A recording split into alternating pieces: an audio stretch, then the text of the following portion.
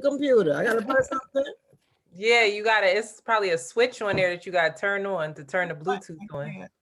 You don't have the little thing up here. That's what I'll be Look, doing. it's the Bluetooth is right there. Oh. And then you gotta go to Bluetooth and select it to connect. Okay. That's what's open right now. Uh-huh. Oh, look, see, look, it's trying to Oh, get it's to doing my your phone, phone. but it's not going to the Just connect it on your phone. Just connected No. on Oh, the. you gotta go to your phone and turn off yeah, your turn it off Bluetooth the Bluetooth. because it's Okay. gonna keep connecting to the phone. That's the default one. Y'all think y'all know something? Hold on. Listen. Okay. Okay, doing it. Oh, there you go. Yeah, Look. Hey, something. a little something. We don't know much. Hello? I don't hear nothing. Wait, hold on. Hello? Hello, hello, Hello. hello, hello. Now it's Turn my coming. mic up. Nope. Noise cancellation, normal. Hello? Hello. Oh, you want Zoom? Wait. I Yeah. know this. Uh-oh. Okay. Oh yeah, the sound settings on Zoom. Other There we go. day. Hello? Hello. Hello. You know? I hear All you right now. now. All Okay, right. so How am I now?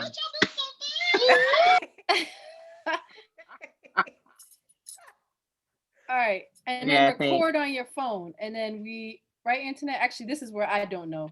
Yeah, you can record on your phone. We just Voice, trying to get voice a memo. yeah. We just trying to get an audio track of just your voice isolated, not with us in it, so we can add them all together at the Okay, end. but okay. Dr. Mama I'm ready. Yaba. All right. Dr. MamaYaba.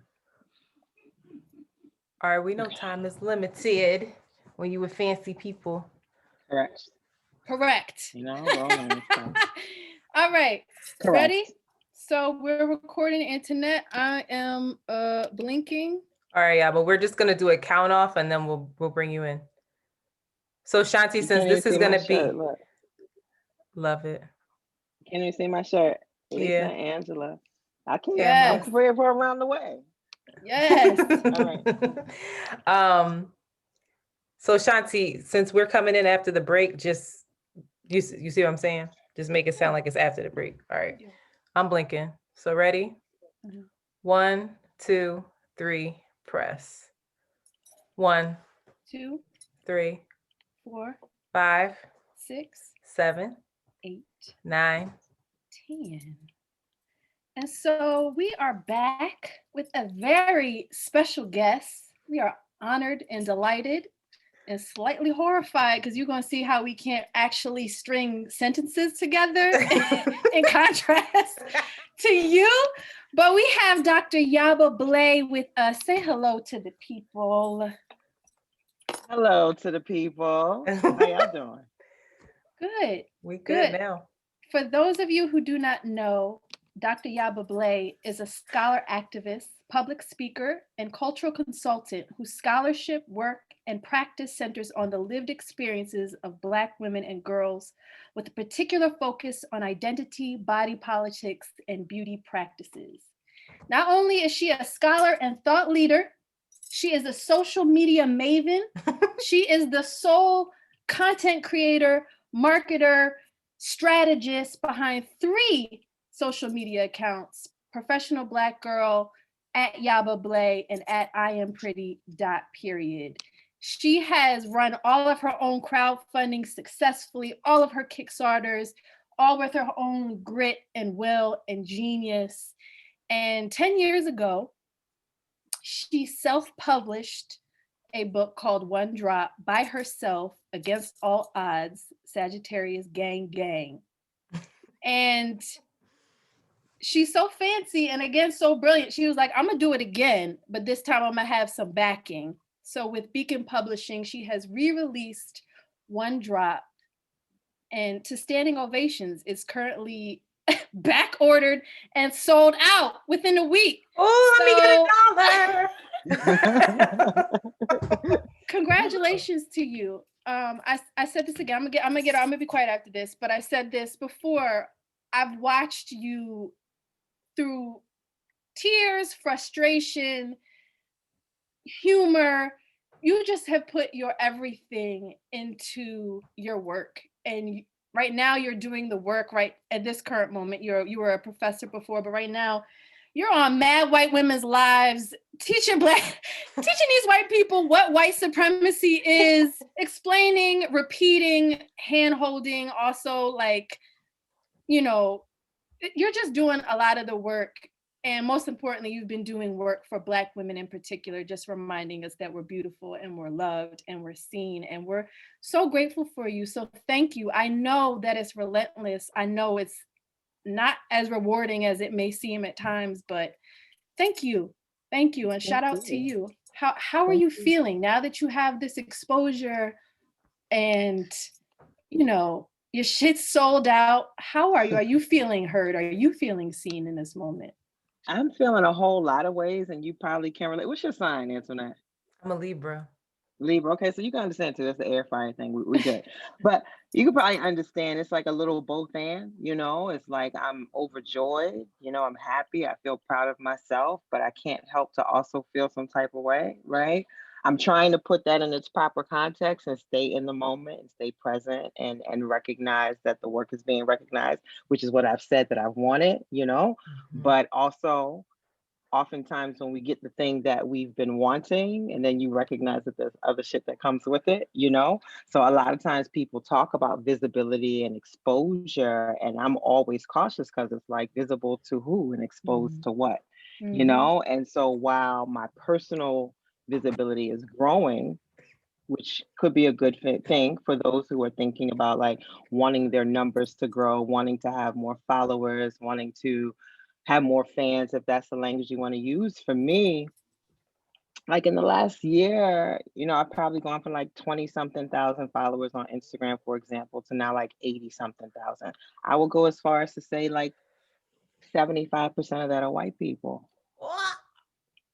Yeah. Oh no. And you see that response that you have for me, black ass Yaba, me. Oh. But and so again, that conversation around who are you being exposed to, and visible to who, like because of the work that I do, because we're in this moment where white folks want to be woke, and folks are trying to learn about race and trying to learn about white supremacy and trying to be anti-racist and learn what it is they can do. It's like the more conversations I have, the more they want to come along to learn more, which is fine. But if I'm honest, it also makes me kind of like, it's not even my page no more. You know what I mean? So a little both, and I'm super excited that the work is being received well. I'm super excited that more people are going to be having conversations, which is what I ultimately wanted to happen in the first place. But I'm also just like, let's see how long this lasts. Yeah. Well, protect Yaba at all costs. That's the new hashtag. So I want to jump into the contents of One Drop. First and foremost, how do you self-identify being as though your parents are Ghanaian, your first generation immigrant raised in New Orleans? How do you identify or learn to identify? I'm Black with a capital B. Depends on context. I might, of course, rep the set. I'm Ghanaian. I rep the set. I'm from New Orleans. I rep the set and say I'm American-born Ghanaian, for specificity. But ultimately, I identify as Black, and I do so that I can connect culturally, racially, and otherwise with more people than not. Word.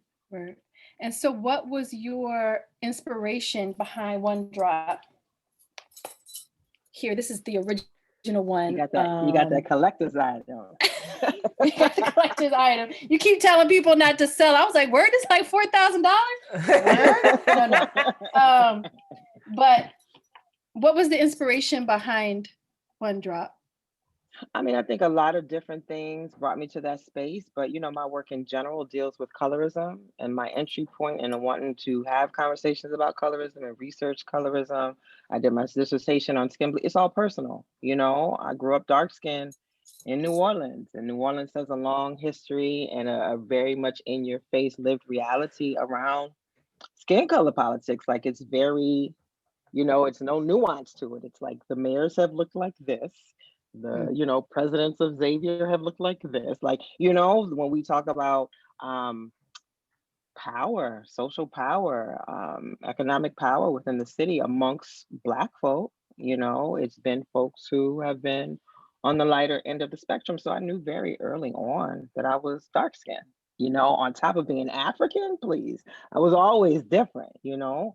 And so in a lot of ways, as I've grown, I've come to recognize even I think my commitment to Blackness has come out of a way to like protect and defend myself and connect myself deliberately. Like, why y'all trying to throw me away? Let me show you all the ways that I actually belong, you know? So to connect to more people than not. But in terms of this particular project, like, you know, when it comes to conversations around like light, quote unquote, light skin versus dark skin, I'm very aware that we all are like trained by our environment. So like my idea of light skin is going to be different than somebody from Philly, you know, because, you know, demographically, Philly Blackness looks a particular way, you know, and so I think y'all's kind of gauge for lightness is a little skewed compared to me growing up in New Orleans, where folks, you know, are quote unquote African American, quote unquote Black, quote unquote Creole, but they could pass for white. And so like my eyes have been trained to see the little twist in the hair, the little kink, the little tinge, like I can see it, like I can see the drop where somebody else might not be able to say it, see it. But moving from New Orleans up to, you know, East Coast, Northern, Northeastern, this area, Philly, so on and so forth, just having different experiences and coming across people who, unlike my own experience growing up in New Orleans, who were very light and were die hard, like I'm Black. And I'm like, well, you know, how'd you get there? You know, because I wasn't used to being around folks who could. And again, the language is very important. The notion that, you know, with skin color comes privilege. And so if you have the opportunity to identify as something else, insert whatever name is, right? You don't quote unquote have to be Black. Why would you choose to be Black? Right. So just becoming quite interested in hearing the perspective of folks who again had the option to be something else, biracial, mixed, Latina, insert whatever here, but are like, no, I'm Black, you know? And so for me, I'm a curious person, but I'm also very much interested in our lived experiences because I feel like, particularly being trained in Black studies, I know what the books say. I always want to know what the people say though. You know, like what's it like to live this thing? And those things don't always align because I think sometimes, like it or not, many of us, and this is how white supremacy works, we're still committed to putting our best face forward, right? We're still committed to projecting a particular image, for better or for worse, of Blackness that may not align with our lived experiences. So for me, research wise, I'm an anthropologist at heart, qualitative research methods. So I want to talk to people. I want to document people's lived experiences. So all of that to say, lots of things got me to the space, but just being curious, wanting to know what it's like to occupy a particular body type, you know, what I've never been mistaken for anything other than who I am. So what is it like to feel strongly about who you are, but then to have people every day, what are you? You know, where are you from? Why do you identify that way? Or to be in a position where you come from a family of different backgrounds and having to make peace with people based upon who you are. Like I don't have, that's not my experience. So I was very curious to know what that lived experience was like. And so I started talking to folks. I think it's really interesting because as somebody whose proximity to whiteness is pretty high, Right there. Yeah, you yeah. know, mama's white, but also Yaba, I came up kind of under you in freedom school coming up as a little, and I, you know, little light skinned mixed girl running around here, swear she knew everything, didn't know shit, but coming into that space of like, okay, this is how I identify. By the end of my journey there, I left there feeling like I don't, and this is probably not the healthiest thing, I'm not sure, but feeling like because of my proximity to whiteness and because of my privilege, that I didn't identify myself as anything. Like I in my mind was like, I know that I'm Black. And like what's her name? Adrienne Marie Brown. She said, Yes. oh, I'm a mixed Black woman. And that was like, wow, okay, I really identify with that. But I was cautious to walk into Black spaces and say and announce what I was, because I felt like I don't have that right. And and I still sometimes feel that way of like, I don't have the right to claim this certain experience because I don't know if the people in this room feel like that's really my experience. And so I often struggle with that. And that's like fucked up. And I know, because I should be able to No, claim this is what I not a am judgment and place. how I I'm just trying feel. to understand.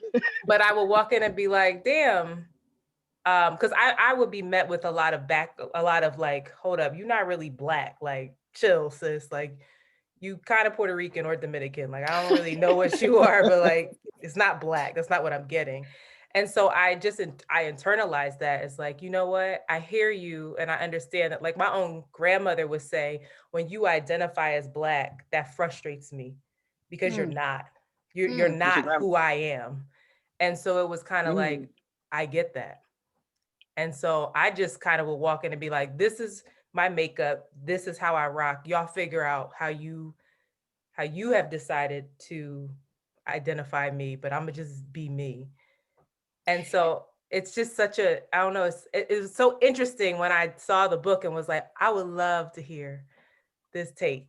I don't have a book yet. I'm waiting for my copy. It still Shanti didn't should come be. yet today. No, Shanti.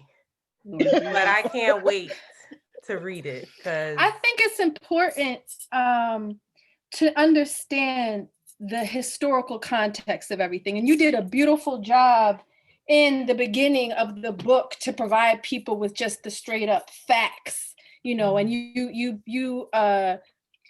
specifically talked about New Orleans and that kind of ecosystem and protection and like the rules of colorism there. But I think as quickly as you can to just go over the actual laws that were put in place and the consequences of white and Black folks getting together, because the response to the byproduct of that is what, and the rules. And again, I think the most important thing, the what's the word, the power that is passed down because of that.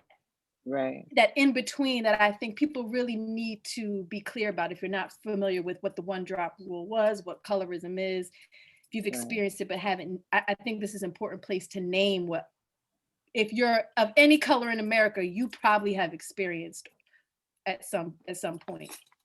Yeah, I mean, it's making me also want to connect it to what you're saying, Antoinette, because I think what's important for us, which is why it was important for me to lay out the history in a particular way, is that we have to also understand that that response and that feeling that you feel walking into particular spaces and being hesitant, knowing that you might be, you know, catch some side eyes, that that experience comes from somewhere, right? This is not just about dark-skinned folks being cheeky and, you know, light-skinned folks being bougie, whatever it is, whatever narratives we attach to it, there's a history. no, Because I that triggered the history, shit out my grandmother. of course, right? Because what your body represents, particularly in a Black American context, is power and privilege. Just because you look away, you could be dumb as rock, but have all the privilege in the world because of what you look like, whether it's the exoticism, you know. And again, all of this is very much centered from a white lens, right? So it's how white people see us, right? And then how we then have to live according to their lens. And so historically speaking, this one drop rule was really, even the entire history of race, like these codifications, these categorizations, these boxes were ultimately created to protect whiteness, because whiteness was defined as pure. Everything else had to be, you know, we got to have these kind of calculations and formulations and fractions, but whiteness is pure, right? Add to that a history of white men raping enslaved African women and somehow not being responsible for the children that were birthed out of those, I'm not even gonna say relationships, out of the rape, right?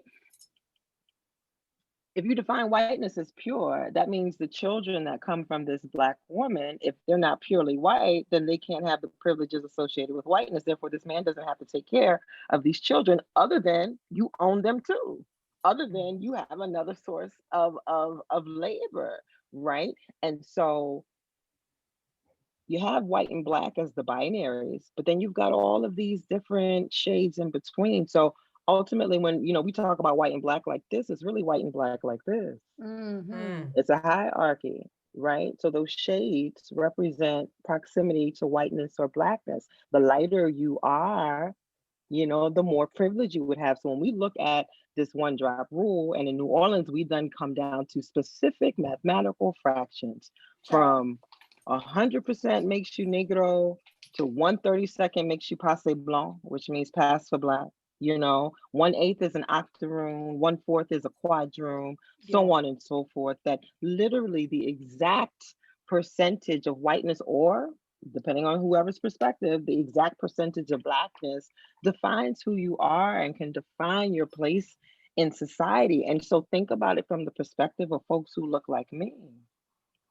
You have no engagement, you have no power over that. All you know, again, is this person can enter a space, and based upon how they look, period, just how they look, they can have more access to everything, most of all, freedom, Mm-hmm.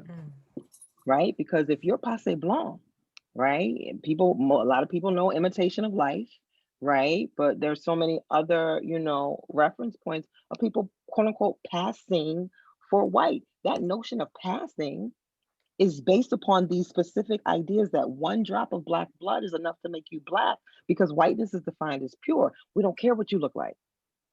So if you look white and you leave all those Negroes that you related to behind and go live somewhere else, that is passing for white. In reality, people are looking at you. They don't see the kink. They don't see the little tinge of color in your skin. You're white, Mm-hmm. right? So it really puts us in a place to start thinking about, what is whiteness? What is blackness? So if somebody looks white, we got to look at their blood to determine whether or not they are. What is whiteness if not a performance? What if whiteness if not a lived experience? And conversely, black folks are saying the same thing. How you black if the world doesn't see you as black? Right. Mm-hmm. So then for me, I'm like, these are questions for us to engage, right? Because, maybe I'm old school in that way, right? Because there's a part of me that very much feels like we can't afford to do what they did to us. Mm-hmm. We can't afford to have the fractions come out and start talking about how much blood do you have, right? Because if we do that in this moment, how many black people we're going to lose in black history? you know? Well, Yeah. how many of us are 100% black, Right. right? Or if we're just going to go based upon looks. But also, white people are clear about what whiteness is. They're not talking about percentage of Irish, Italian, what part of Europe. They don't care.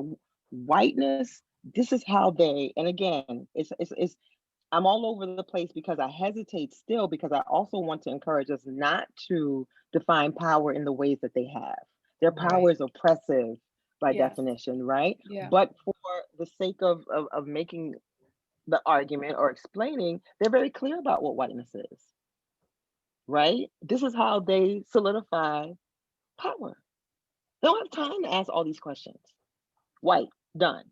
Here we are. Well, what your grandma look like? And where your people from? And what's the percentage? And what's your hair look like? Like, we're asking all these questions.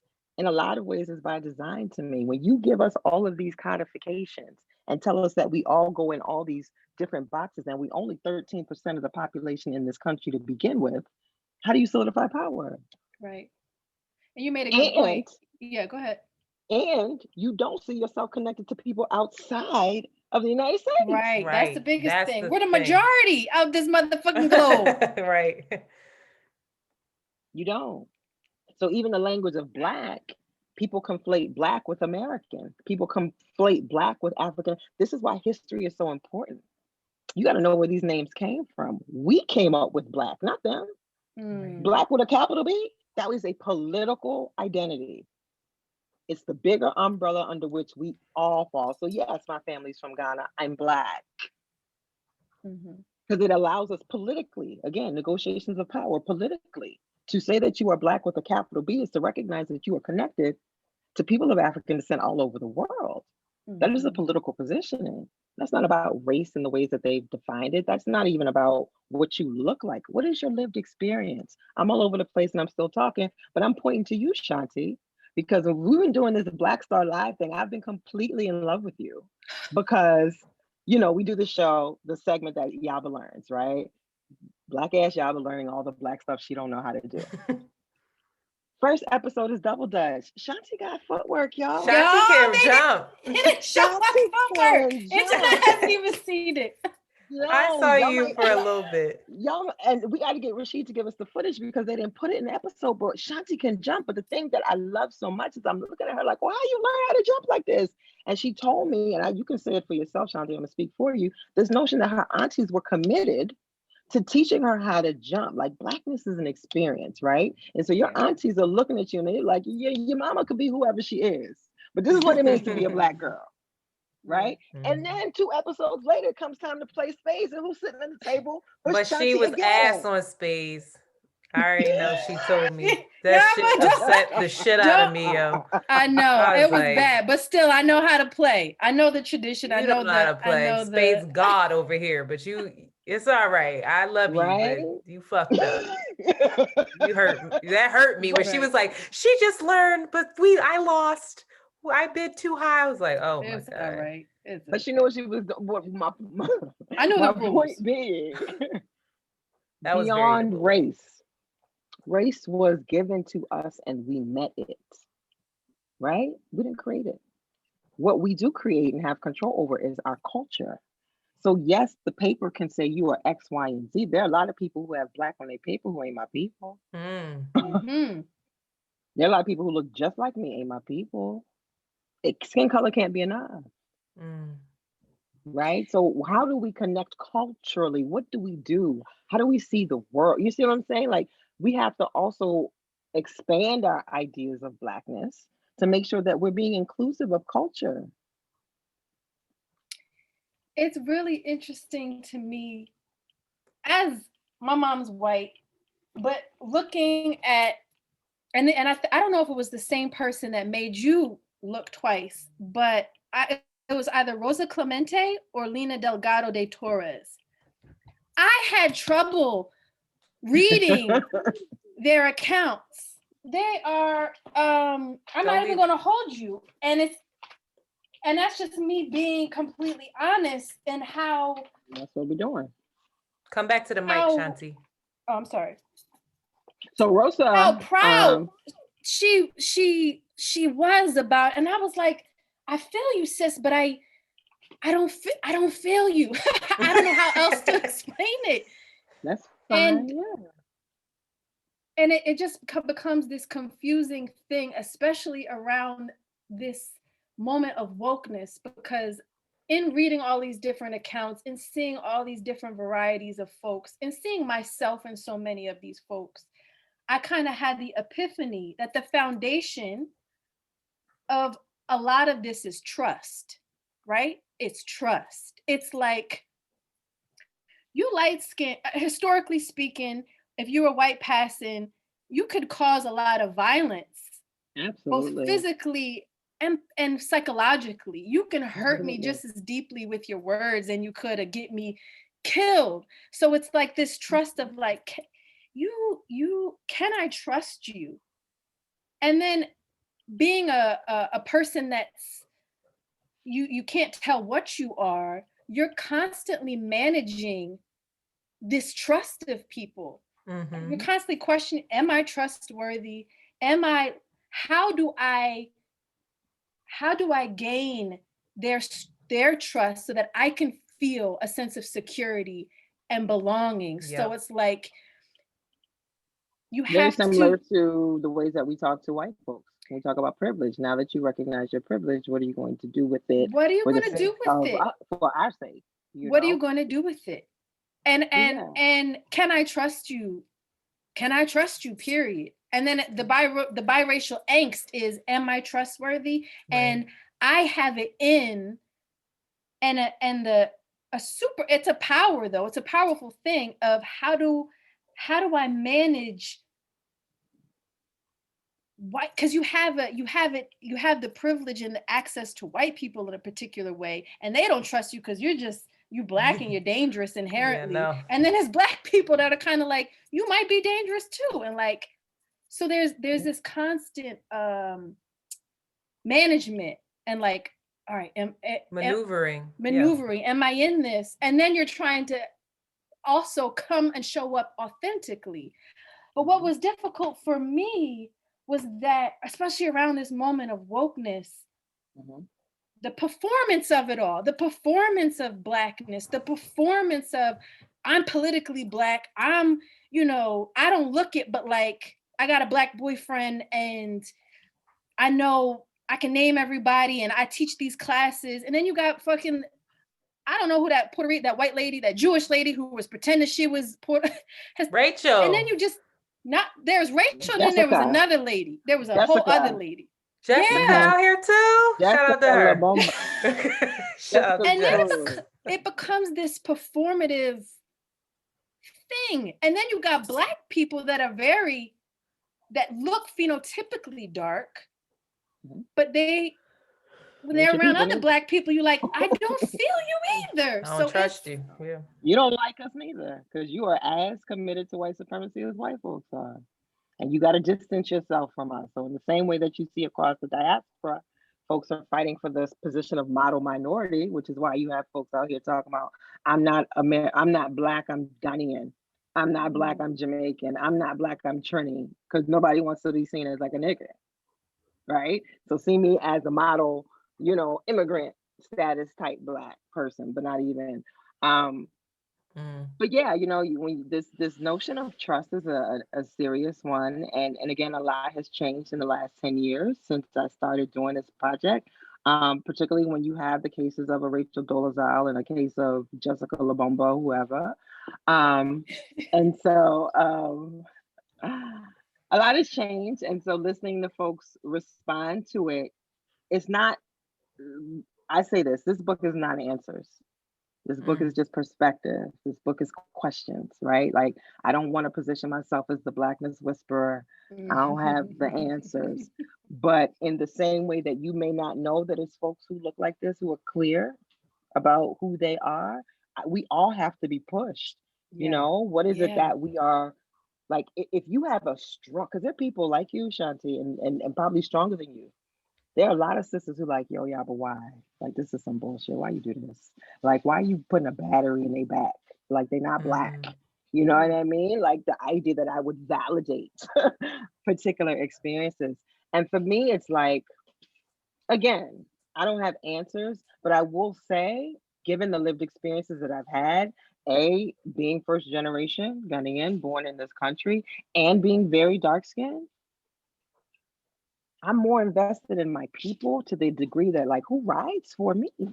Who rides for Black people? And again, not giving a Rachel Dolezal a pass, but like, skin color is not enough.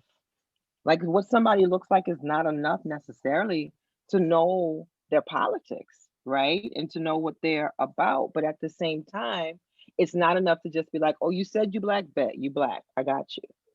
How are you, like, what is it that you do? You know what I mean? For Black folks, like, do you recognize your privilege? What do you do once you recognize that privilege? There are folks who, I know folks who are very light skinned, who are very clear, very vocal about colorism, but also given their phenotype, given what they look like, they're not going to be the person to write the book on colorism because they don't want to trigger me. Right? If the work is about healing us and they know what they represent, then they're not. So this is why in this moment, I know I'm all over the place, but when you got artists out here identifying as light-skinned Keisha and mulatto, and I'm like, what we doing? What we doing? Of course people want to fight you. How you proudly repping these things that bring us pain? That can't work. So you want beef. We're gonna have beef. There's also privilege too, and like sometimes I know I'm is Shanti calls me the porcelain fucking princess on here, child. It's a joke, but it's like it bothers me too, because I'm like, oh. But I also find people who are, quote unquote light skinned, just like my raggedy ass, and the privilege associated with them choosing Blackness and to me not really being trustworthy, but it's cool. So they're like, oh yeah, I'm Black, I'm this, I'm that. But it's like, you don't really rock with people. You don't really understand the history. Right. And you don't really care about the colorism. and like a Rachel Dolezal who's like not Black.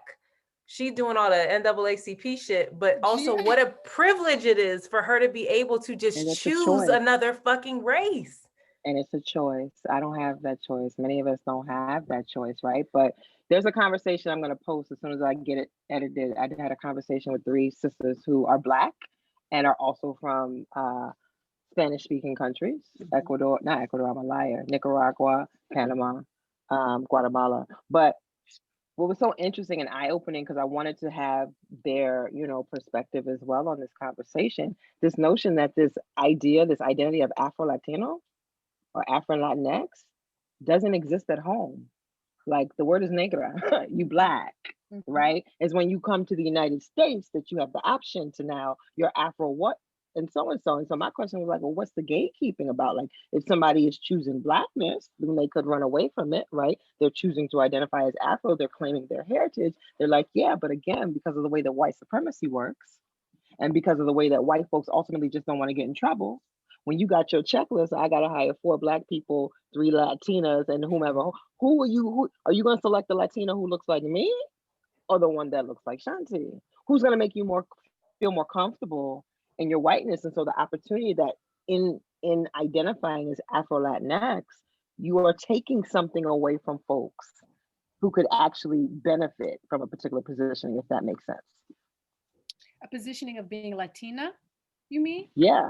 Yeah. So in this motion of being quote unquote diversity and all of these things, and people got their quotas that they won't admit to, which Latina are they going to hire? Is it what? I don't know the damn names. Yeah. Is it what's the girl's name? Jennifer Lopez Latina, or Jennifer is it Lopez is Latina? Yeah. And she's white.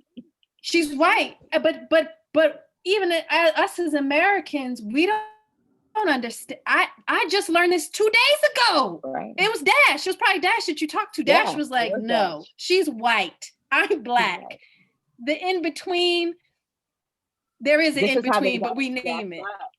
They got us jacked up in a global perspective. They have us jacked up because the minute I remember going to Spain last year with Tirana, right? And I did a video. And I did a video because it made me think of all of my loved ones who are New Yorkers. And New Yorkers love to call everybody Spanish. So it made me think of my loved ones. And I'm like, y'all, I just want to say that Spain is in Europe. These are white people. Spanish is a European language. These are white people. Because when we exotify Spanish, right? We forget that the reason why you're not saying Spanish or Hispanic, which is connected to the country of Spain, and you're saying Latinx, is because what you have to acknowledge is that those Spaniards were colonizers. Right. Powdered wigs and all of that we only talk about, like the British. Let's talk about the Spaniards. Conquistadors.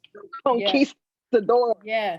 Who also snatched up Negroes and dropped them off in places. And because they were colonized, those Negroes then come to speak Spanish in the same way that Negroes in America speak English. Like, again, which histories are we? All of this is but design. Which histories are we teaching? So of course we're confused. Of course we don't get it. So then, yes, we get to a space where as soon as you hear people's, I always think about it when I would go to like the poppy stores in Philly on the corner. And I walk in and y'all just have full-fledged conversations. Y'all don't know if I understand you or not, but you assume that I don't. Right. Right? Because again, when we speak from an economic perspective, I think about my time in Miami. All the Cubans in Miami look like J-Lo because they're the ones who could afford to flee Cuba. Escape Cuba, child. The ones who look like me couldn't afford to do so. That's why they vote the way they do. What's the Dominican mantra?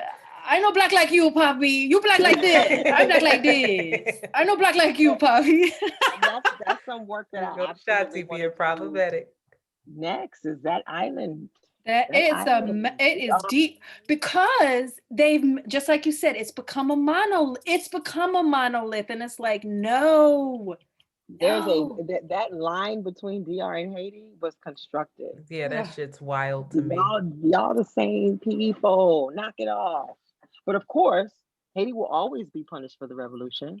So please don't say I'm not like them, right? I'm not wild like them. I'm a good, colonized Negro on this side, so pay me different favors. So Dominicans are fascinating to me because Dominicans look like me.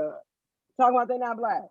And I know Dominicans get a hard time, so I'm not going to beat up on them individually. It's a lot of folks across Latin America who have similar politics. But again, if given the option to not be Black, many Negroes take the option. You gonna let me be something else? Yeah. Oh, well, yeah, I'm not Black. Because I see y'all killing Black people. Why am I gonna sign up for that willfully? You Yeah, gonna give me an option to do something else? there's a shift happening. One of my best girlfriends up here is Dominican. She might as well be Ghanaian. You never know. And Right. she has a shirt that says Negra, and she walks around with it all the time. People are always like, "Where do you get that from? I need one. I need one." And so it, like in Brooklyn, it's just so different because there's No this doubt. level of, pride, but No doubt. she's also been met on the other side. And I've seen it. And she talks about when she goes home and like, she had her hair natural for a while and she went back to DR and they were like, "Mommy, what's wrong? Are you okay? You're sick. You're sick. Come." Like, they were like, "Let me fix you. Like, you're not okay." And she was like, "I'm okay. Like, this is how I look." And they just couldn't handle I it. know fly like that, No, mommy. I know They You that. could fly like not that. I'm That's not what I'm like saying. this. Let me tell you, I got mad love for lots of Dominicans. I don't want to give them a hard time because there are lots of No. Dominicans who are very clear, like, yo, knock it off, right? Yeah. We just tend to encounter many more of the ones who are running from it. But again, this is how white supremacy operates. They mad at her for her hair. Why do you think Dominicans are the masters at hair straightening? Baby, Child. Fried Invest dot in laid to the side. be a smoke I Don't was alarm nobody going ashamed off. how tell you. straight my hair was. I said, this is not natural. I said, oh my God, this isn't natural. There's so many sisters in New York who talk about going to Dominican shops and they would have put relaxers in the conditioner. Oh yeah, they Or don't putting tell you. relaxers. Yeah, they don't tell you. That They happened gonna to a couple get friends of straight. mine. They did not tell them. They said they were giving them a deep conditioner and they were relaxing their hair. They were relaxing their hair because they're gonna get it straight. So I just want to visually let people know still, if you are on our Patreon, you'll be able to see this. If you're not, well, you won't be able to see it. But first and foremost, the photography, this is as intellectual as, academic as this sounds, this book is actually just it's a beautiful photo book. It's a beautiful compilation and collection of gorgeous portraits by Noelle. What's her name? I don't know the sister's name. She's also Haitian, Noelle Teilhard. Noelle Teilhard. And so you can just see all of these. But also other photographers also contributed because Okay. like we have folks in Brazil. We didn't get to Brazil. So she's the director of photography. She worked with quite a few photographers to get these portraits done. Okay. So there's all these portraits of folks that quote unquote don't phenotypically look Black throughout the world. And damn, what was I about to say about this? Hold on, here we go. Okay. And so I'm just gonna read this quote and then I'll pose this question. I think Yaba, we might end it here unless you guys have more to say. You end this with, "Perhaps we stand to learn something about Blackness from our brothers and sisters throughout the diaspora. It is quite interesting to me that of all the interviews I conducted and all the conversations that I have had and continue to have as a result of this project, it seems that people from other countries and cultures are more likely to discuss their Black identities as political identities. Somehow they recognize the utility of seeing oneself as Black in a racialized context, irrespective of phenotypical appearances. They seem to appreciate that perhaps the way in which we self-identify may in fact serve a function, particularly in the face of racism and colorism. Perhaps instead of asking, what is Blackness, we should be asking, what does Blackness do?" So you touched on it lightly before and how, us worrying about mulatto, this, that, and the third. How does Blackness and one's identity in Blackness help to dismantle white supremacy?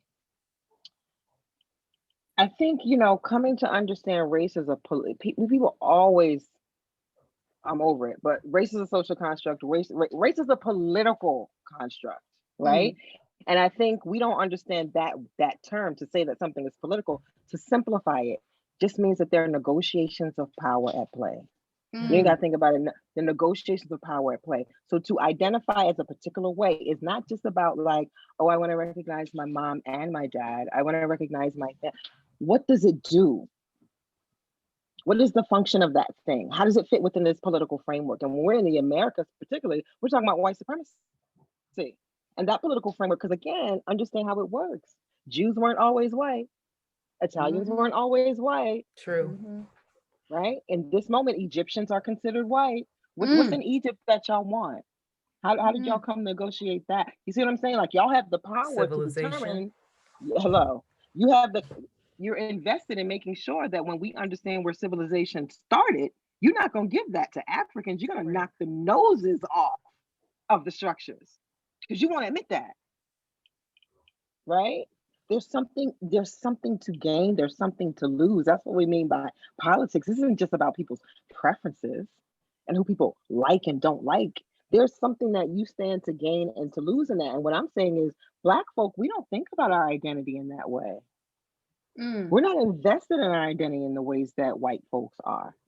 Probably because we've been kept out of the realm, out of the space of political power. So we're not even able to envision the power that our identity stands to have. But again, when you move physically in the world and you see that there are more people who look like you than don't, you recognize how powerful it could perhaps be to see yourself as part of a global identity versus a piece of the 13% in the United States only. So what does Blackness do? In the face of white supremacy, we could get real clear about who we are. In the face of white supremacy, you could be clear about who all is on the team.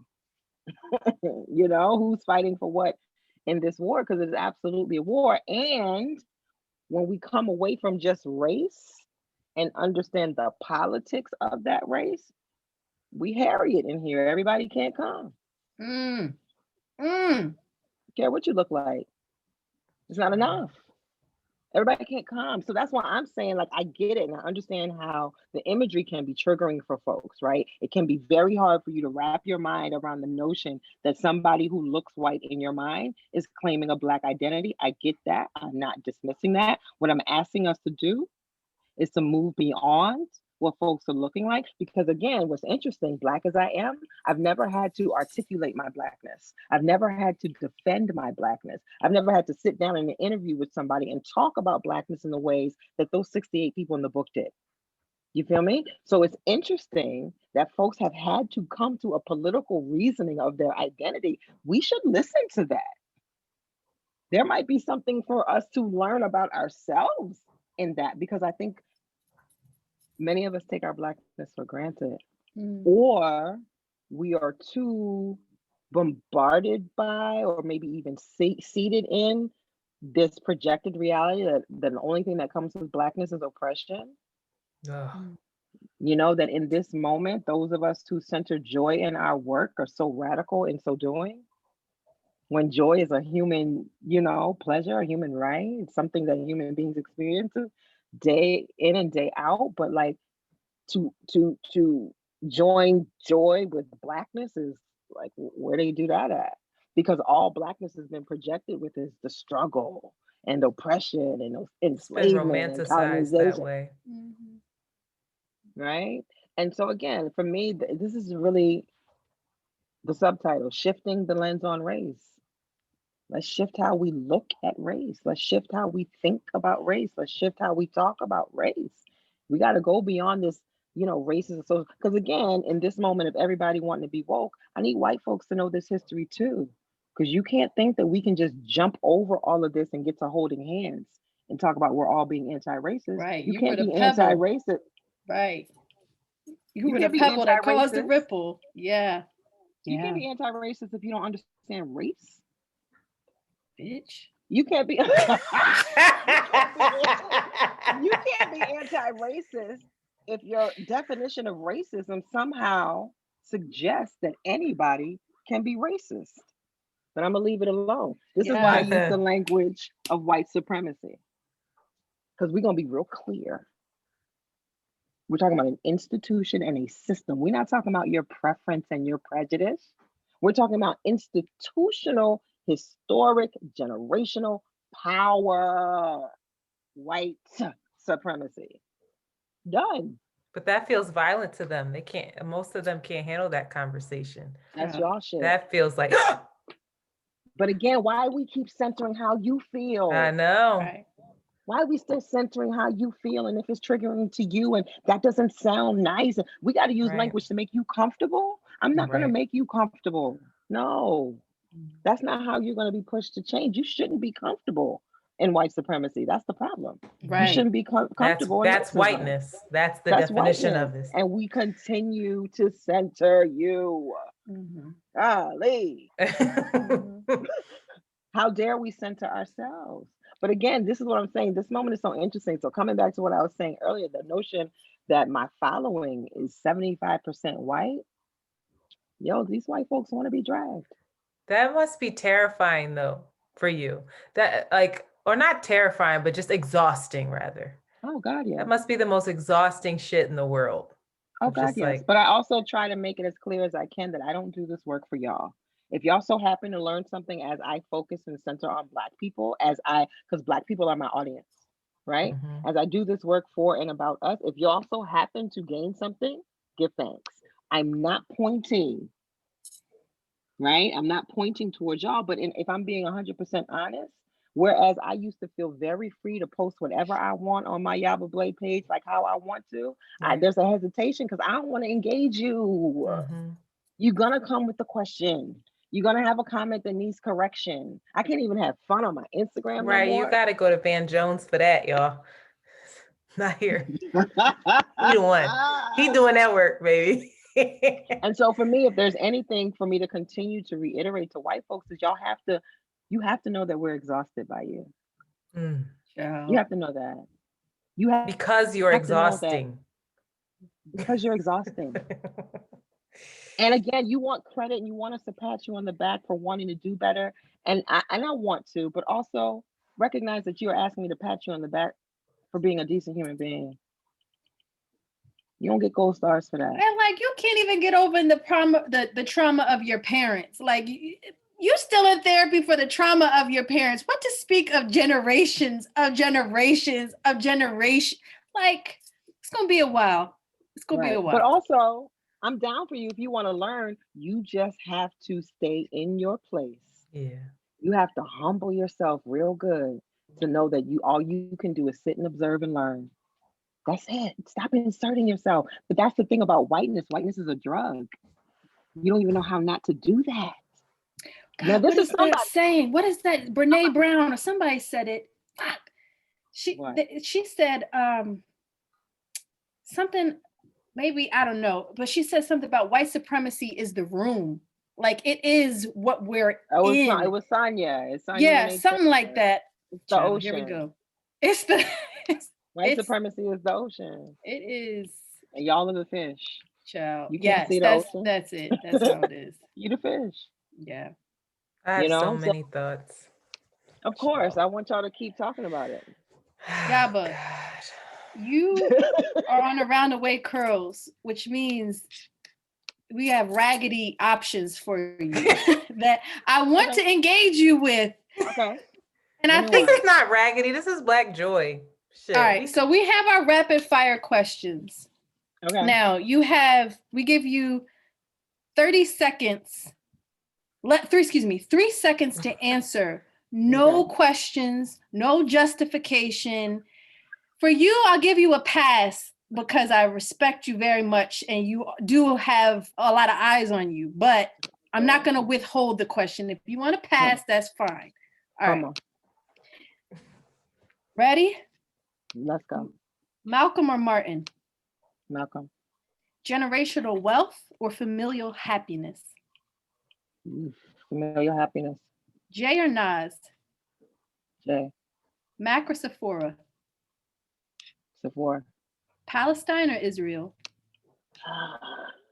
Palestine. In the light or in the dark? In the light. Prince or Michael? Prince. Sweet or savory? Savory. Marriage or long-term commitment? Long-term commitment.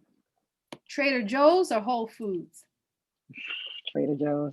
Voodoo or brown sugar?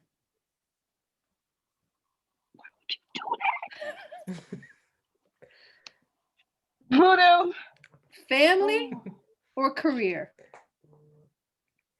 Family. A seat at the table or lemonade? A seat at the table. Evolution or creationism? Pass. Nikki, Cardi. No, y'all raggedy. Nikki. She's a Missionary, Sag. missionary or doggy style? I'm sorry, you grown, but I'm so sorry. You can pass. Doggy. Protection or pull out in prayer? That's the answer Put right out in there. prayer. Is it Uchi Wally Wally or is it one mic? Uchi Wally Wally. Make your man a plate or get his own? Get your own. Nuck if you Wow. buck or ante up? Not could be bug. 9/11. Inside job or terrorist attack? Inside job. Rihanna or Beyonce? Rihanna. Biggie or Pac? I'm gonna go with Biggie. Teddy Riley or Babyface? Babyface. Flats or drums? Drums. Yeah. Travel back in time or travel forward in time? Travel back in time. Insecure, Issa or Molly? Issa. The fun in your 20s or the wisdom in your 30s? The wisdom in your 30s. Love and light or money and dicks? Money and dicks, yo. Yes. But I wish you rest. I wish you clarity. I wish you protection. Yes. I wish you warmth Thank and you. just deep Joy, deep abundance. joy, laughter. Yes. Thank So you. many I wish you that so many no's to all the yeses. And we care about you. Thank you so much for showing up. Receive with Biracial love. Girls. I know. Thank you. It was Podcast. fun. It was fun. Thank y'all so much. Before you go, please share with everyone where they can find you. Okay. And again, one more time, you better order them, even if it's back ordered, you better order Yeah, it anyway. you gotta get it. You gotta get it because the book sold out in 24 hours. We back And ordered. The all y'all warehouse gotta is look. empty. Yeah. And it's full color. So it's full COVID color. times. And so it's gonna take a little while to get it back. So please put your order in because even when it comes back into the warehouse, there's no guarantee that you'll get it. So don't wait. Oh Go ahead, my put your order gosh. in. One drop shifting the I'm claiming that. We selling that again. One drop shifting the lens on race. You can everything, yabablay.com. You can connect there. Instagram at Yaba Blay, Twitter at Yaba Blay. Yeah, it's Yaba Blay out here. Shout out to you. You know All who right, you Queen. are. You rest yourself in LA or Thank whatever. you. Yeah, or whatever, whatever. She While y'all got fancy. snow and such, a little bit. I know. Don't erase. We're gonna get you out of here, Yaba. But I don't know. Internet will tell you what to do with the memo. Don't I have to email it to you or something? Yeah, that's all. That's it. Okay. You can do WeTransfer.com if it's too big or you have issues. It might come up like a Google That's fine. what you call it. You know what I'm Like saying? a Google link. Correct. Mhm. Correct. This was fine. Thank you. Good. So much. Yaba. Thank you. Yaba, when Thanks. you teaching the course at Howard? Huh? What I you might not be doing?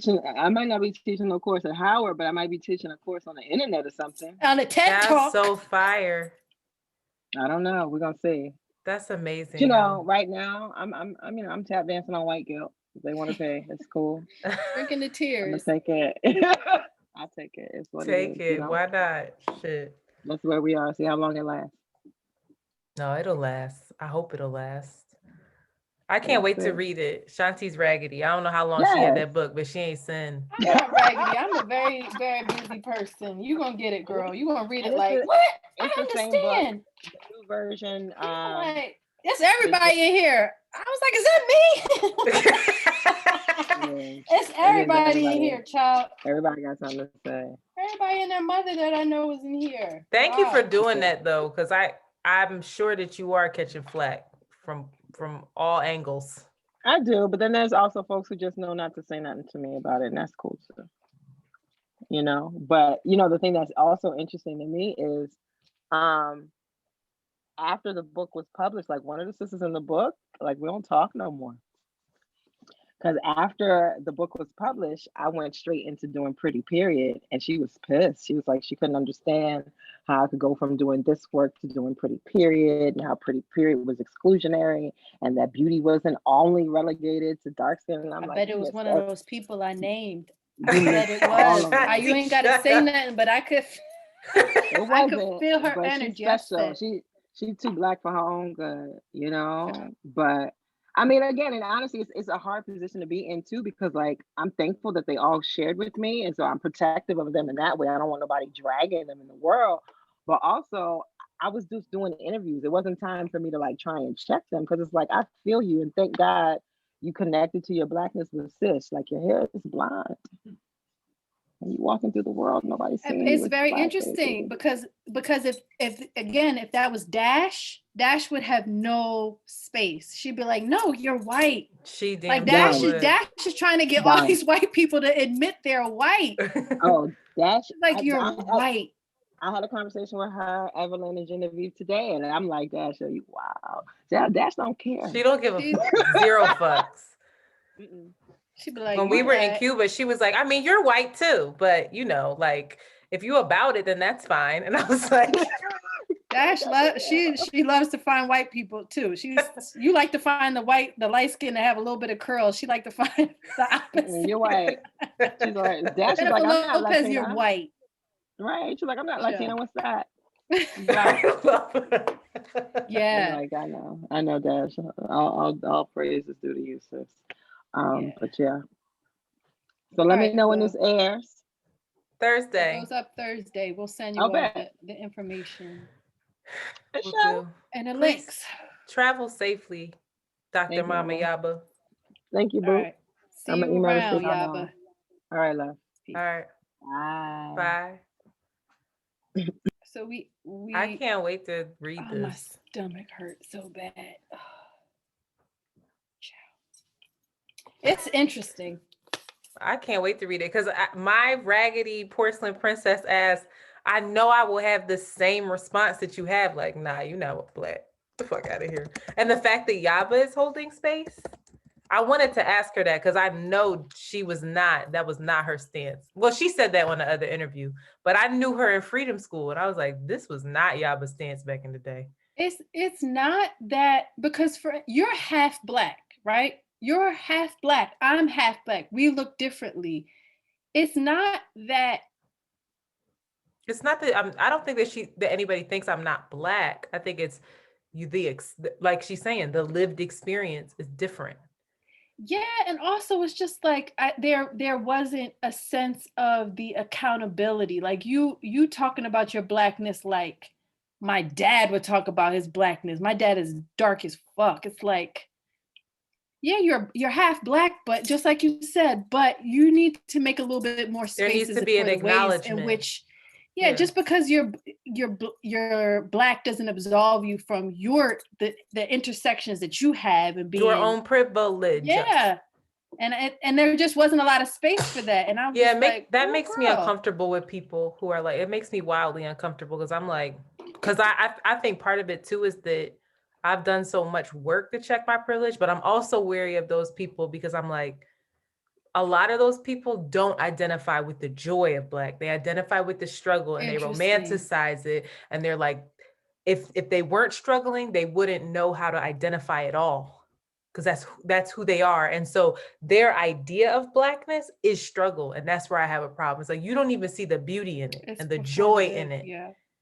Like your whole shit is that I've been this, I've been that. And some people, I think, especially very light-skinned, translucent folks who are super black, I'm black, is because they like to play the victim. And if you see black and you see yourself as a victim, then to me, you're not black.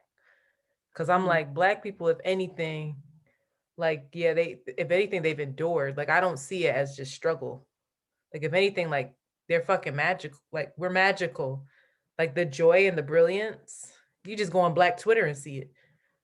Like that's but I'm serious for though. real. Like that is the like you're actually that it's It it's just can't, it's it I can't can't feel put it to performative. words. No, it becomes like this performative thing. Even I don't know. Anyway, it's so complicated. I know It's people. so I interesting. know one girl like that very specifically, where I'm like, okay. Girl. But I also look at myself like I don't have no room to be feeling like that. But it's like, do you see the brilliance and the joy? I don't think again, I don't think you don't hold space for the privilege that you hold as well. And the spaces where, again, and we said it before on the podcast, our perspective and a lived experience in Blackness, not outside of it, in Blackness is still different than another darker, more melanated person's experience but in every Blackness. Black experience is different. That's the point. Like Jade is just as fucking light as me. I probably have blacker features than Jade on my face, but she's got kinkier hair and an afro. And so she mom. can right, and not a white mom. But I'm saying like we were talking about it the other day. Yesterday. That's why I'm bringing this up. And she was like, yeah, like my lived experience will be completely different from yours, even though we're probably the same complexion. Yeah. But she was like, your hair looks the way it does. Yeah. And that like your hair is the dead giveaway, boo-boo. Yeah. Like that fine ass hair. She was like, if you had kinkier hair, you probably wouldn't even get that much of a hard time. But do you get a hard time besides people saying you light skin?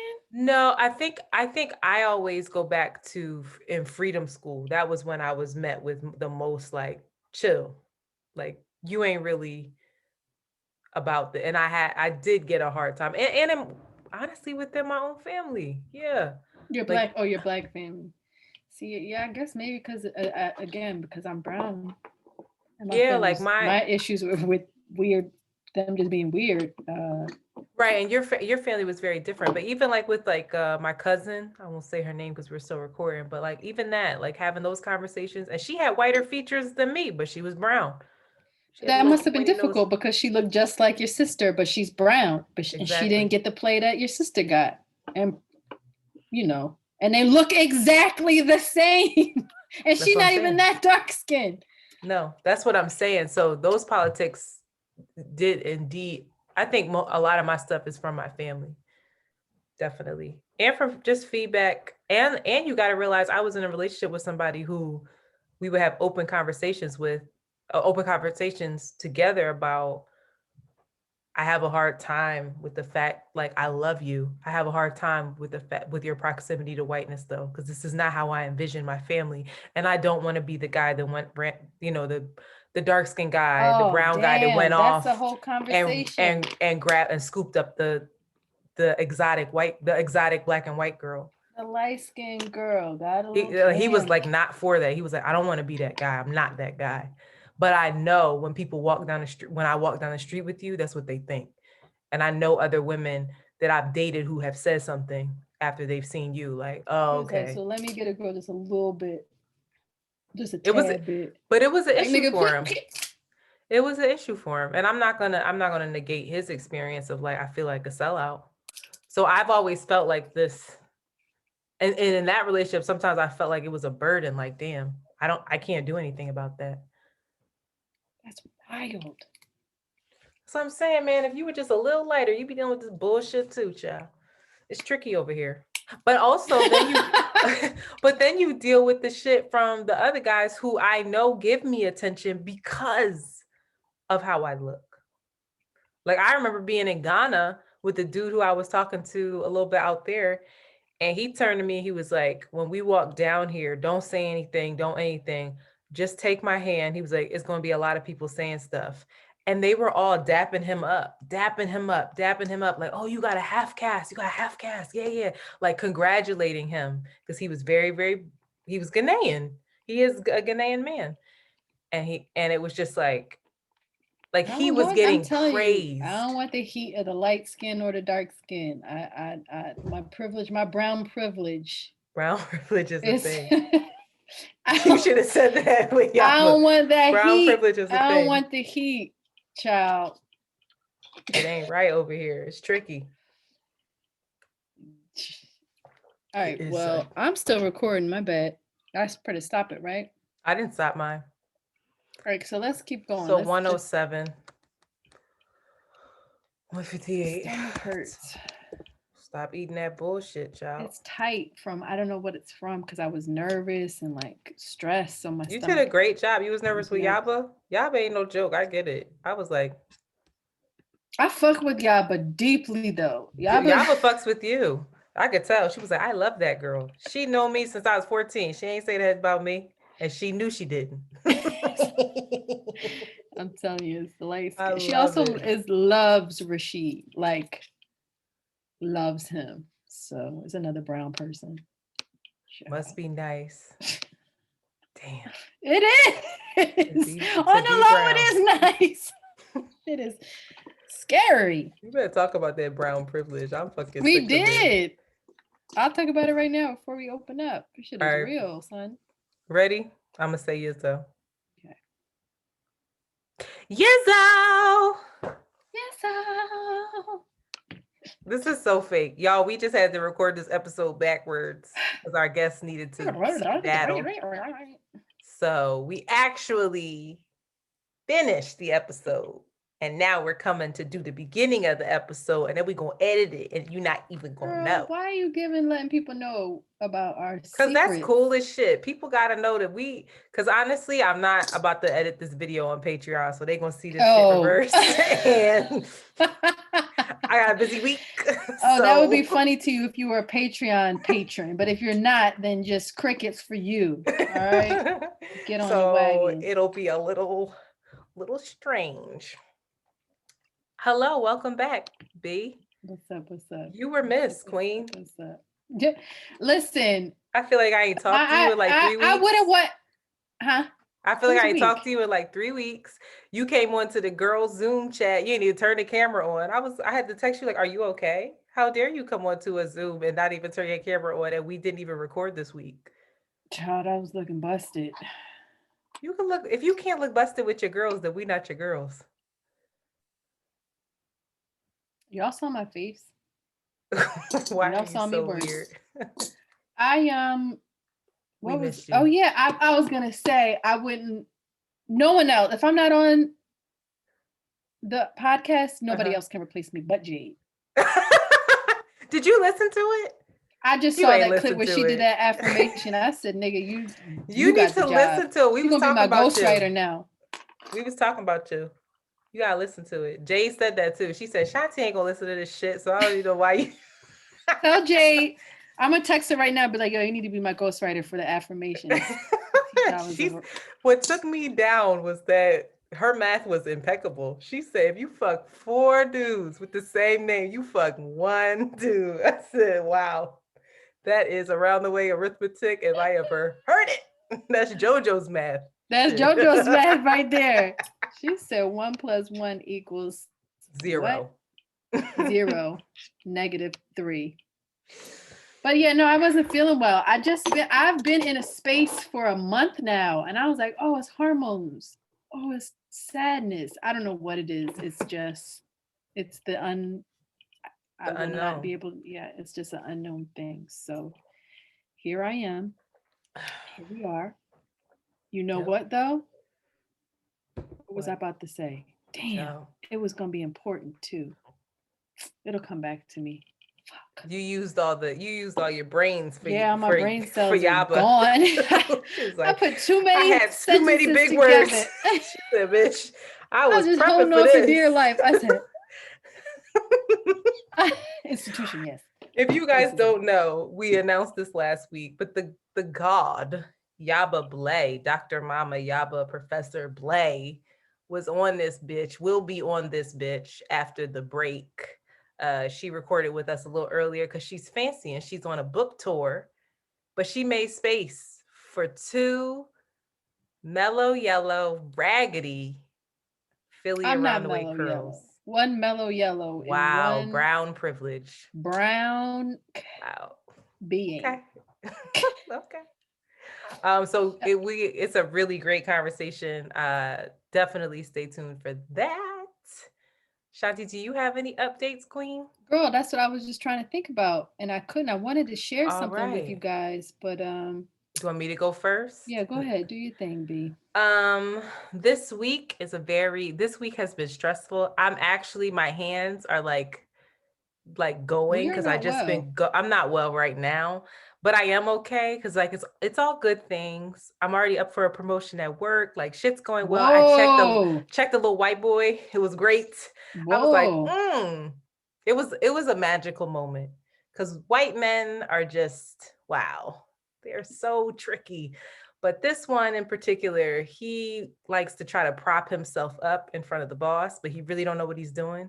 And I just had to have a check-in to be like, hey, boss, this is happening. And shout out to her. She was like, girl, I know exactly what he's doing when he does that.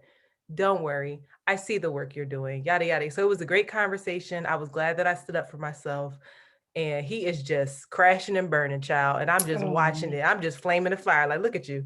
Just a mess. Oh Don't know what you no, doing, child. Kyle. Come on, bruh. I am also the book club with Jade will be launching in March. We already announced it. The website is live, but aesthetically, I don't love it. So we're doing some changes, but you can still sign up on the with Jade and Antoinette.com for the Hood Book Club. First book, The Coldest Winter Ever. We've already filmed our first video. We will be filming our second video this weekend. So it'll be coming out, and we are organizing around how to hold live conversations with book club members. So stay tuned for Yes. that. Make sure you sign up for those discussions. And then I'm also I vowed to not do this, but somehow I'm doing it, help plan a girls trip, which these girls of mine, boy, I love them, but boy, it's hard to plan with them. And it's just the ghetto. I feel like we've been doing very well. Y'all have been doing better, but it's still like a feat. You still got to reach out to somebody, be like, hey, respond to this email. Hey, check this out. Hey, this. It's still like somehow I'm doing all of this research and looking up proximity to airports and this and that. And it's just more than I wanted to do. But it's also like if the payoff is that we're finally going to go on a girls trip together, completely worth it. But anybody who has tried to plan a girls trip already knows how that goes with a bunch of girls on a group text. It's difficult. And Black people just, they don't respond to group texts. Shout out to y'all. Also, my last update is that I got selected. I was so hyped. I got selected for the affordable housing in New York. So I've been applying. I'm like, oh, I'm really trying to get this apartment. I'm really trying to get an apartment. Please guess how much a 1-bedroom for affordable housing goes per I don't month. want to know. Please guess. Can you please guess what the affordable I already rate saw was? what the number was, so I can't guess. Y'all, it was $1,900 a month with no utilities. It's like You need to leave. 10 blocks from the train. And I was flabbergasted. I said, what are they? First of all, what's wrong with your comb? Second, Girl. fix that comb. This is a comb that can part, child. I see it. You probably JoJo was using that her fucking dolls. That's why that shit broke off. It's cheap. But anyway, go ahead. I'm listening. But anyway, that was depressing in all honesty. I was like, what the How is that affordable? Well, the way they do it is they have these new high rises and condos and shit going up in Brooklyn.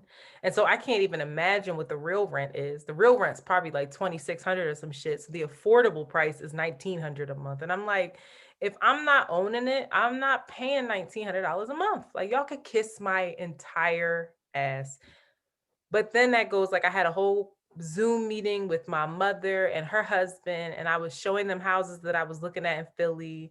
And they were all like, well, it was just a lot of conflicting information about neighborhood versus Don't ask white people about what's going on in Philly. I know. So, but You their can ask whole about thing was, taxes and what people know about taxes and the quality of house, but don't ask them because the every thing- neighborhood's scary as fuck to them in Philly. right. And I said that. I was like, listen, I was like, your idea of a good neighborhood is a white neighborhood. That's not where I'm going to be comfortable. And second of all, it was conflicting information in terms of buy a house in an area that is up and coming so that you get, the property rises and you'll be able to sell it at a higher price. Got you.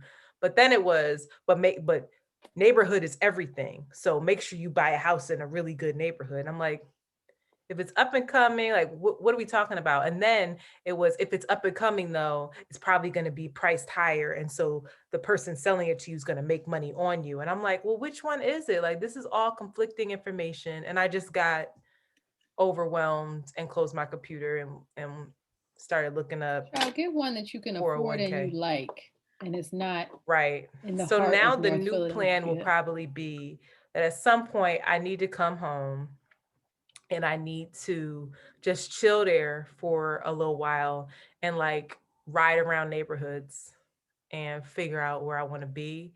But I also had the realization of like, my mom's husband kept saying, but you want to be somewhere where you're going to be happy, like where you're happy with the neighborhood. And I was like, honestly, I'm not thinking about the neighborhood that much, like like not like Brooklyn where I'm just going to go outside and go to this bar. Like I'm thinking about it. I was like, that's not Philly to me. Like But that Philly is to me Philly is now. you get, but it's not in my mind. It's not. It's like Philly to me is still you get in your car and you drive to where you want to be. Like it's not around you to like hang out. And the places that are like Fairmount, which are like I can't afford Fairmount. Maybe Brewery Town. I don't want to live in Fishtown because that's still, I don't like it. Kensington is a hell no. No, So there's like mad neighborhoods. Surprisingly, that's what gentrification is. There's mad neighborhoods where you can go.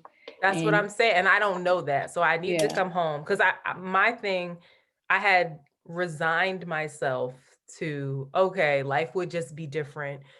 And I kept thinking like, I want to be somewhere by City Line Avenue so I could shoot down to my mom's house. I could shoot up the boulevard to go see Amanda. I could shoot downtown to go see Shanti. Like I could get to where I gotta go. And like, I'll have destinations, but I'm not just gonna be outside in my neighborhood chilling. So if that's Oh, not the yeah. case, then I definitely need to come home and explore the areas come more. check it out in the springtime, But and this then just feels buy like in next so spring. much. And I also don't know if I can leave New York with the job that I have still. So it's all pending. You better tell them. You better leverage that. I have tried. I put it in some people's ears, but It's a motherfucking pandemic.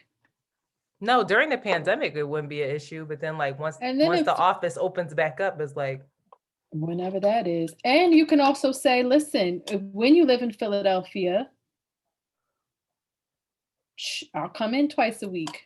You know how many people do that? I'll come in twice a once week. a week. I ain't coming in Come in twice once a week. I I'll live in New come York. in when y'all need, Anyway, that's exciting. If you move to Philly, that would just be so crazy. You wouldn't even see me. I feel like y'all would see me more when I come home, when I come visit, because it's like, oh, Antoinette's home. We're all gonna gather. But if I was just there, We're just you would gonna be go to like, your house.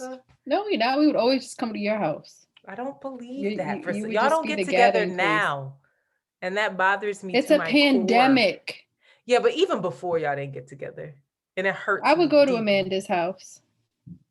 Or I would go to Amanda's house. I still need to go see her new house now and just drop off some plants or something like that. But we would just go to your house. Duh. That's what would happen. You better. We have if kids. I come all the way That's to fuck why home it's difficult. And y'all don't talk to me and hang we out would with just me. bring your kids to your house, and you'd be like, "Could y'all please leave and take your kids?" No, I'm gonna pay JoJo to like do. JoJo and Shaw gonna be doing work. I'll be like, can y'all rake them leaves? Can y'all shovel that snow? Clean the bathroom for some Roblox coin.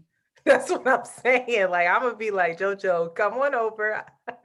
Fuck around and have a baby. JoJo be the utmost babysitting. Exactly. The utmost. Don't play with me. She teach you how to take care of the baby. She's like, no, actually, you need to.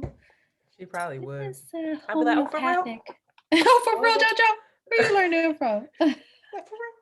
Okay. Great. So I'm just putting everything on my face. Girl, what are your updates? You're not I well. really can't remember Still what not I was well. thinking. I finished Pen 15. It's the best show that I've seen Nah. in so long. It's It better than The is- Wire. Don't upset me. It affected me in a different way than The Wire does. Both of them are showmanship of masterpieces of art, of people just realizing their potential to the fullest. These girls, child, you'd love it because they have a theater tech moment. They have a theater moment where one becomes the performer and the other becomes the techie, and like how those worlds clash. Oh, I would be obsessed. Oh my God. I was like, I fucking love this show. That's it. There was one other thing I wanted to share with y'all, but it must not be important. So what else? Here we are. It'll come. Here we are. That's It'll it. come, I guess. I'm here. That's all y'all need to know. Ciao. All right, well, moving on. Pop culture. I really found this so sweet. And I know a lot of people probably won't care, but I love Mama Tina Knowles. I just love her. She's just such a fucking mom where she just really like is. dotes on her kids. And it's like, that's fucking Beyonce, lady. So today she penned a love letter to Sean Carter, AKA Jay-Z.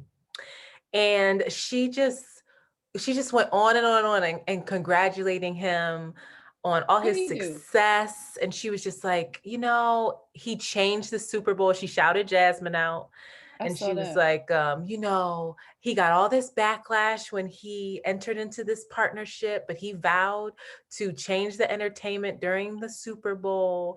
And, look at these opportunities these Black people are getting. It was Black excellence. Jasmine Sullivan sang our beautiful national anthem. And I didn't see one post of anybody acknowledging him for not listening to the noise or the backlash and continuing to push forward and create opportunities and make sure Black people get coins and like do the work, basically.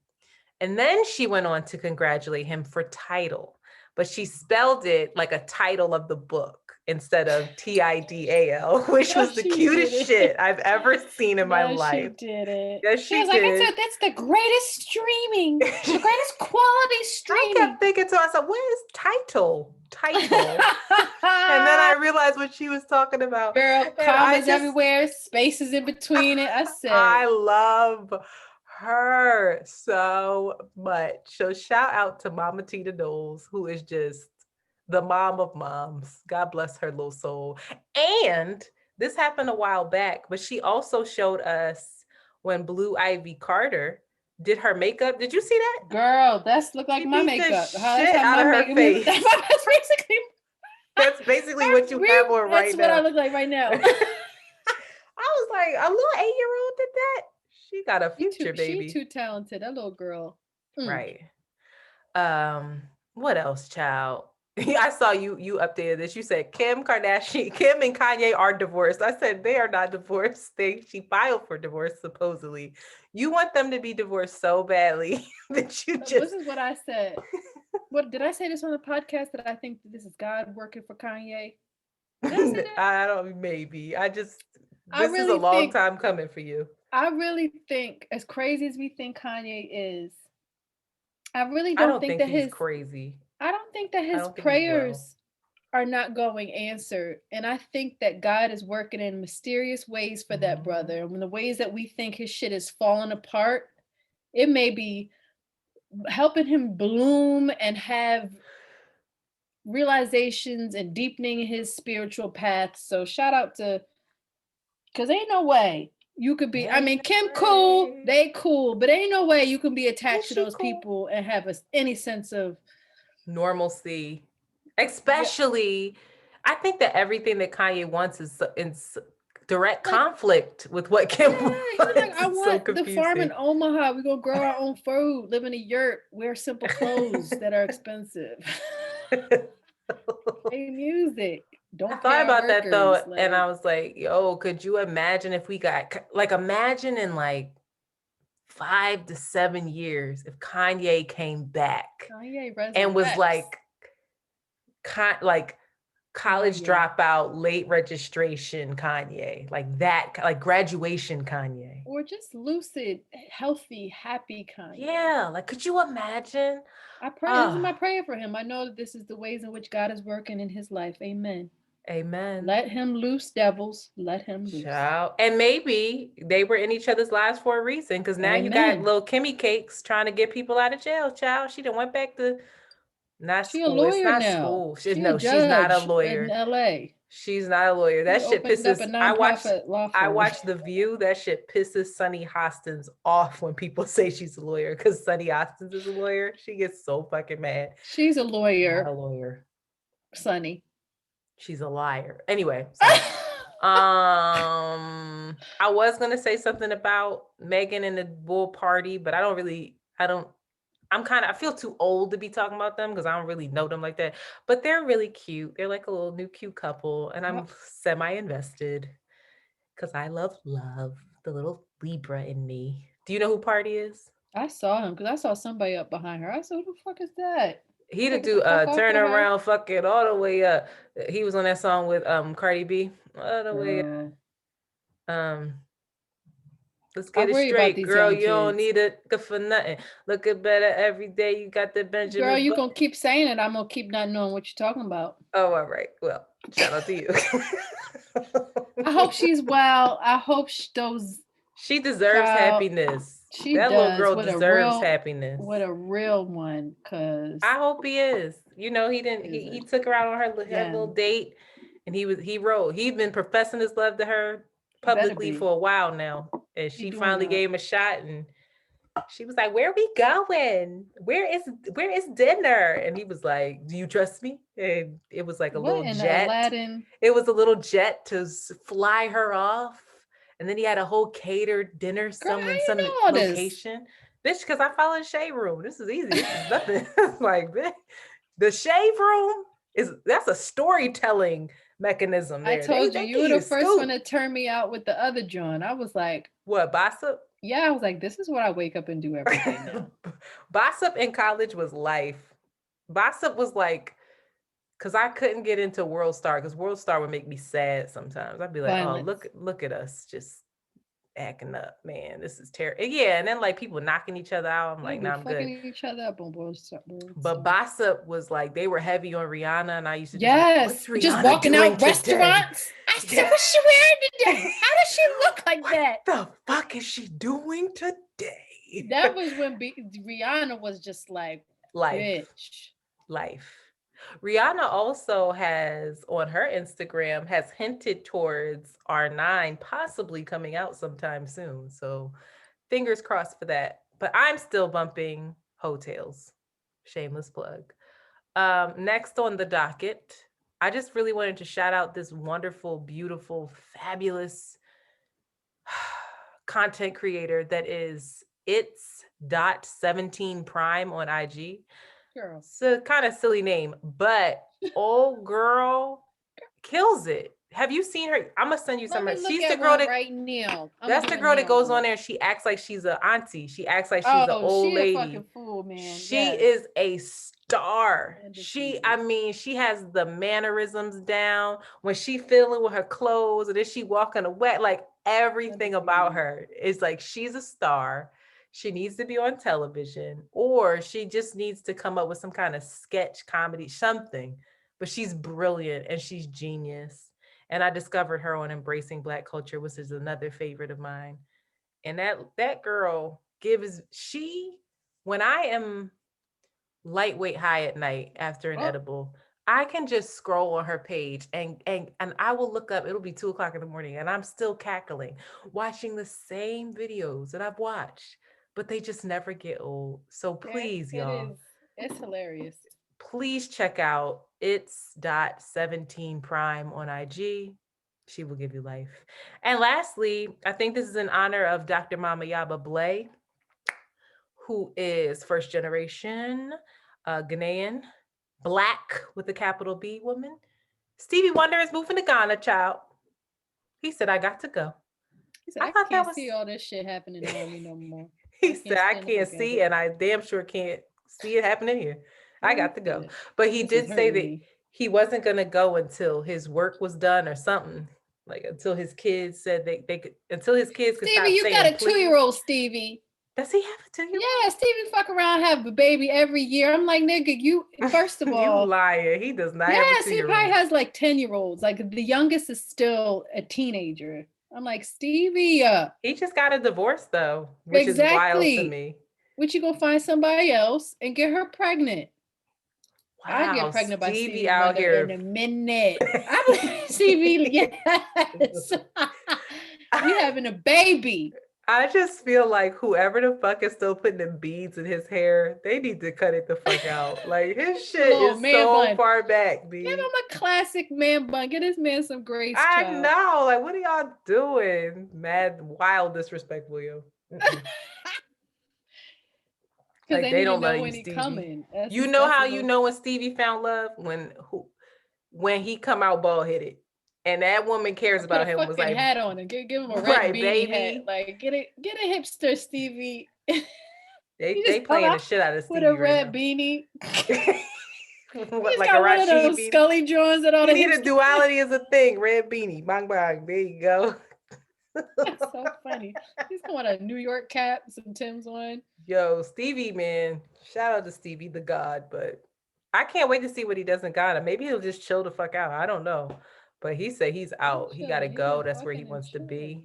And I'm here for it. Same, Stevie. Same. Take us into politics as usual. You got something on the docket, sis. Texas is devastated. Texas got 3 feet of snow and went the fuck under. No, but like in terms of we laugh around about that kind of thing, about like it's a natural disaster down there that don't get snow and then they get 2 feet of snow and they like freak. I don't think they even did. They really get 3 feet? I think they just got like 10 inches. Shut. Them people are struggling. The infrastructure was not well. Now, this is Antoinette. You may know this more than I do. Someone blamed it on the fact that they were using turbo winds and not, they were like using natural sources of energy. See, my dad be giving me that fucking WhatsApp news. My dad was like, yeah, because the skies are gray, you know, the skies are gray, and then that means that it got shut down. Because that shit don't work. They need petroleum. I'm like, what? What in the WhatsApp did you send this to 10 people or your wish will not come true? He's like, the vaccinations. I'll be honest. I've been real busy this week. I haven't been watching my CNN the way I normally do. But I will say that it's not even the weather. It's the fact that the energy supply is like kaput. Nobody has any electricity. Nobody has any heat. People are literally. Water's contaminated. The water's contaminated. The pipes are freezing, so they're bursting. So people's homes are flooding. Okay, it's complete devastation. People are losing everything that they have. And it's actually and dying. People are dying, they're starving. The grocery stores can't keep food cold. Ran out of food. The food's spoiling. They don't have lights, they don't have heat, they don't have air conditioning, they have nothing. So it is a hot ass mess. And I just want to point out that Ted Cruz, while all this was going on, this is the motherfucker that y'all voted in. Beto was trying, and Beto got his shit, but Beto was trying to win. And Ted Cruz hopped on a flight to Cancun with his family and was like, "Oh, we out then, because we don't need to be here for this bullshit." I can help you with this. Yeah, they had him on a meme. Out of my hands. The Titanic when he was like, "I have a child, I have a child." That was Ted Cruz. Like, I'm out. And it wasn't only Ted Cruz, it was also Kim Paxton, who's the Attorney General, also dipped. People are just finding out. Ted Cruz is apparently back and trying to show everybody everything that he's doing. But like Beto apparently Beto and AOC, because everybody wants to hate on AOC, but they have raised, I don't know how many hundreds of thousands of dollars to help Texans. In addition to Queen Bee, who is doing stuff, because she's a Texan, Houston, so she's doing stuff to support people. But it is really devastating. But when your grid is out, and been out. Your money at the same, money is great, but like what? Like this is Well, this. I don't think they're giving people money. They're raising money for help. So for food supplies, for shelter supplies and things of that nature. They're not like giving people, here's $100 to like What are go they grocery saying? I have to shopping. do some serious research, but what are they actually saying about the collapse of the grid? Like what the fuck kind of Well, that's movie getting needs to be going on? I haven't been watching it as much as I should, but that's getting ping pong back and forth in terms of the blame. A lot of the blame is going on the actual like CEOs. I forget the company's CEO's name, but on him because he should have had it. He should have been better prepared. They knew the storm was coming, X, Y, and Z. But also, Texas built its energy to be unregulated by the government. So it's tricky. So they're now demanding that the Republicans, since the Republicans are in power in Texas, do something to change this and fix it. Like right now, people there are getting, there's a woman today on CNN. She makes $11 an hour. I forget Miss Flores, I forget her first name, working at a old folks home.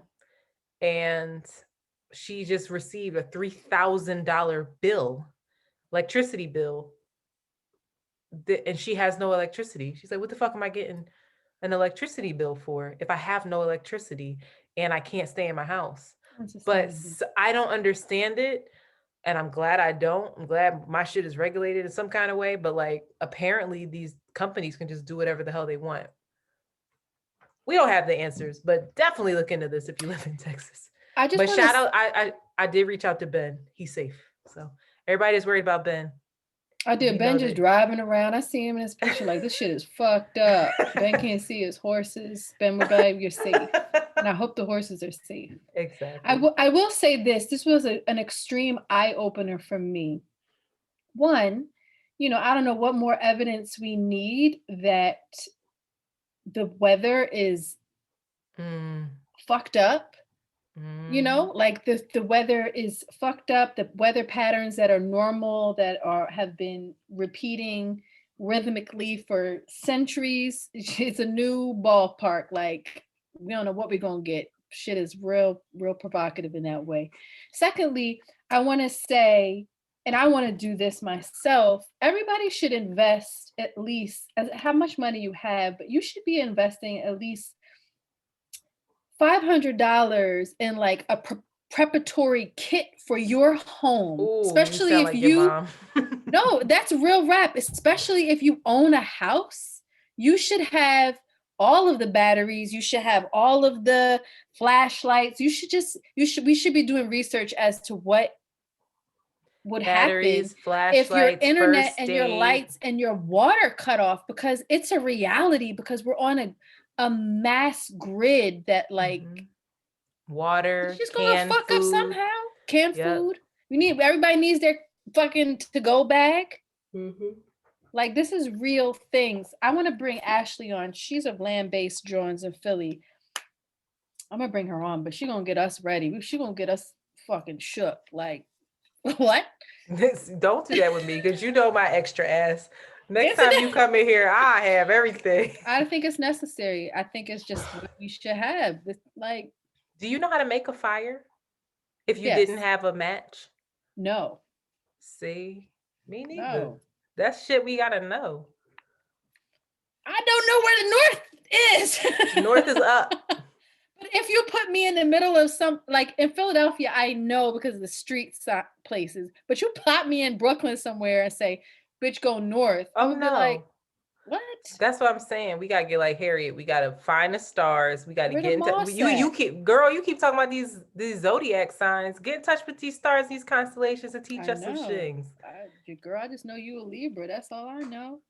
Shit. Remember when we was talking about sweet baby Jesus's birth? It was the North Star. It was the North Star. Shout out to Black liberation, Black politics. It's been going on for centuries. Shit, the only North Star I knew was get to freedom. I ain't know Jesus was. I ain't know the three wise men. Freedom too. Get free. Ciao. It's like we gotta get our souls free. Amen. Speaking of get your souls free, I hope this soul is trapped in hell forever. Donald Trump, More news just came out about this crazy man. I'm so happy he's gone, baby. But somebody, you know, when Donald went to North Korea, remember that? Mhm, And it was the first time anybody ever met with Kim Jong-un mhm. at the border and all this shit. You know, he offered that man a They ride homies. home on Air Force One, Child. and Kim Jong-un was the one that said no. Oh my It's God. like, I don't fuck with you. And Also, this do is we know if Kim inappropriate. Jong-un is dead or not? Remember they said that they thought he died? We ain't hear You nothing. gotta fucking, what in the world are those Koreans doing? We They ain't heard are- nothing since. They got that shit on lock. Like, we don't even know if he's alive. That's wild. It's tricky over there. But Donald Trump, I mean, He's like, yeah, take this ride with me. it's just more Let that me comes take you out. home. And the person who outed him was on the plane, and they said that they advised him, like, Donald, that would be a terrible look for the United States of America to have this horrible dictator on Air Force One. Like, you're going too far. He hasn't agreed to any terms really yet. Like, chill. And he was like, don't tell me which ones of my friends can come on the plane or not. Yo, like, wild times. Kim Jong was like, I'm not your friend, He nigga. was like, the fuck? I don't even outta here. understand what you saying half the time. Sure You old don't. crazy looking fucking man. Another thing that happened is that, I mean, NYPD officer Raymond Woods admits that he played a role in the death of Malcolm X. It was like, Is this news for white people? It must be news yes, for white I'm people. like, They're like, what? oh my God, that was an inside job. But shout out, because I know how much you love him, Sean King. Another tricky one. Shout out to colorism. We're going to talk about that later because there's a lot of questions around Sean. Is Sean Black? We don't know, but he follows me on Instagram, so I've decided that he is. And Girl, that don't mean nothing. I'm going to be an ally to Sean.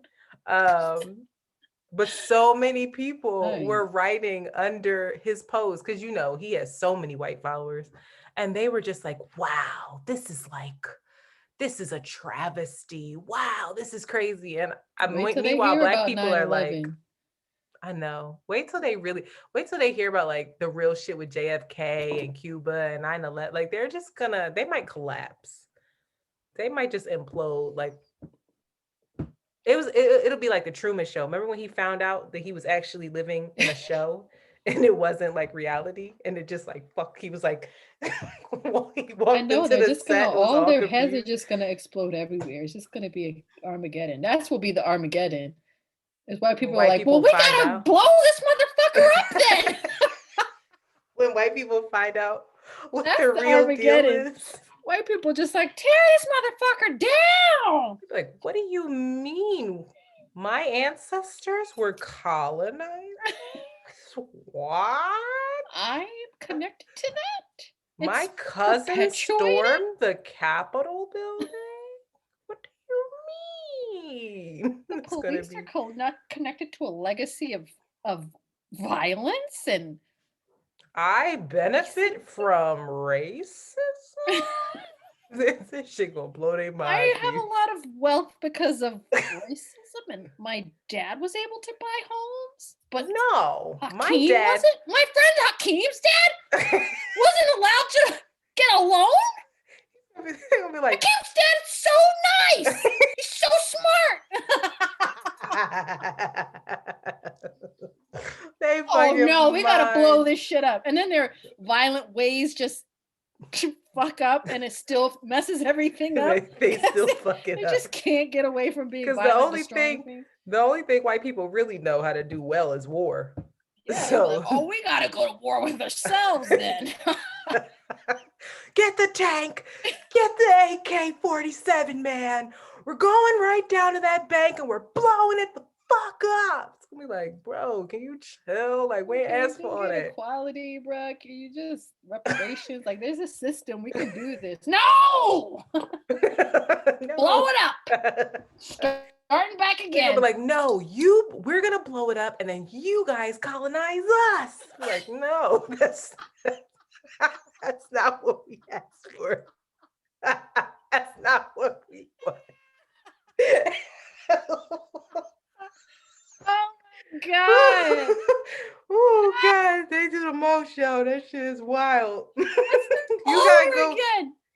You get the gun. Yo, if you want a good laugh, sometimes if you're in the mood, because sometimes it's triggering as fuck. But if you want a good laugh, just go in Sean King's comments and look at what the white people are saying. They either saying shit real reckless, or they're like ready to risk it all. They're like ready to like put it all out there. And it's just like, oh, chill. Y'all are doing way too much. In a minute. On a more sobering note, the United States has reached 500,000. That is 500,000, right? Yes, 500,000 people, human beings, lives that were connected to other lives that meant something to someone, have passed away due to COVID-19. And it is unfathomable that we Americans walk around with this goddamn arrogance that we have, and we are one of the worst countries when it comes to COVID. The life expectancy period in the world. Just in the general, like fuck COVID, we're one of the worst countries. Right, we're one of the worst countries, period.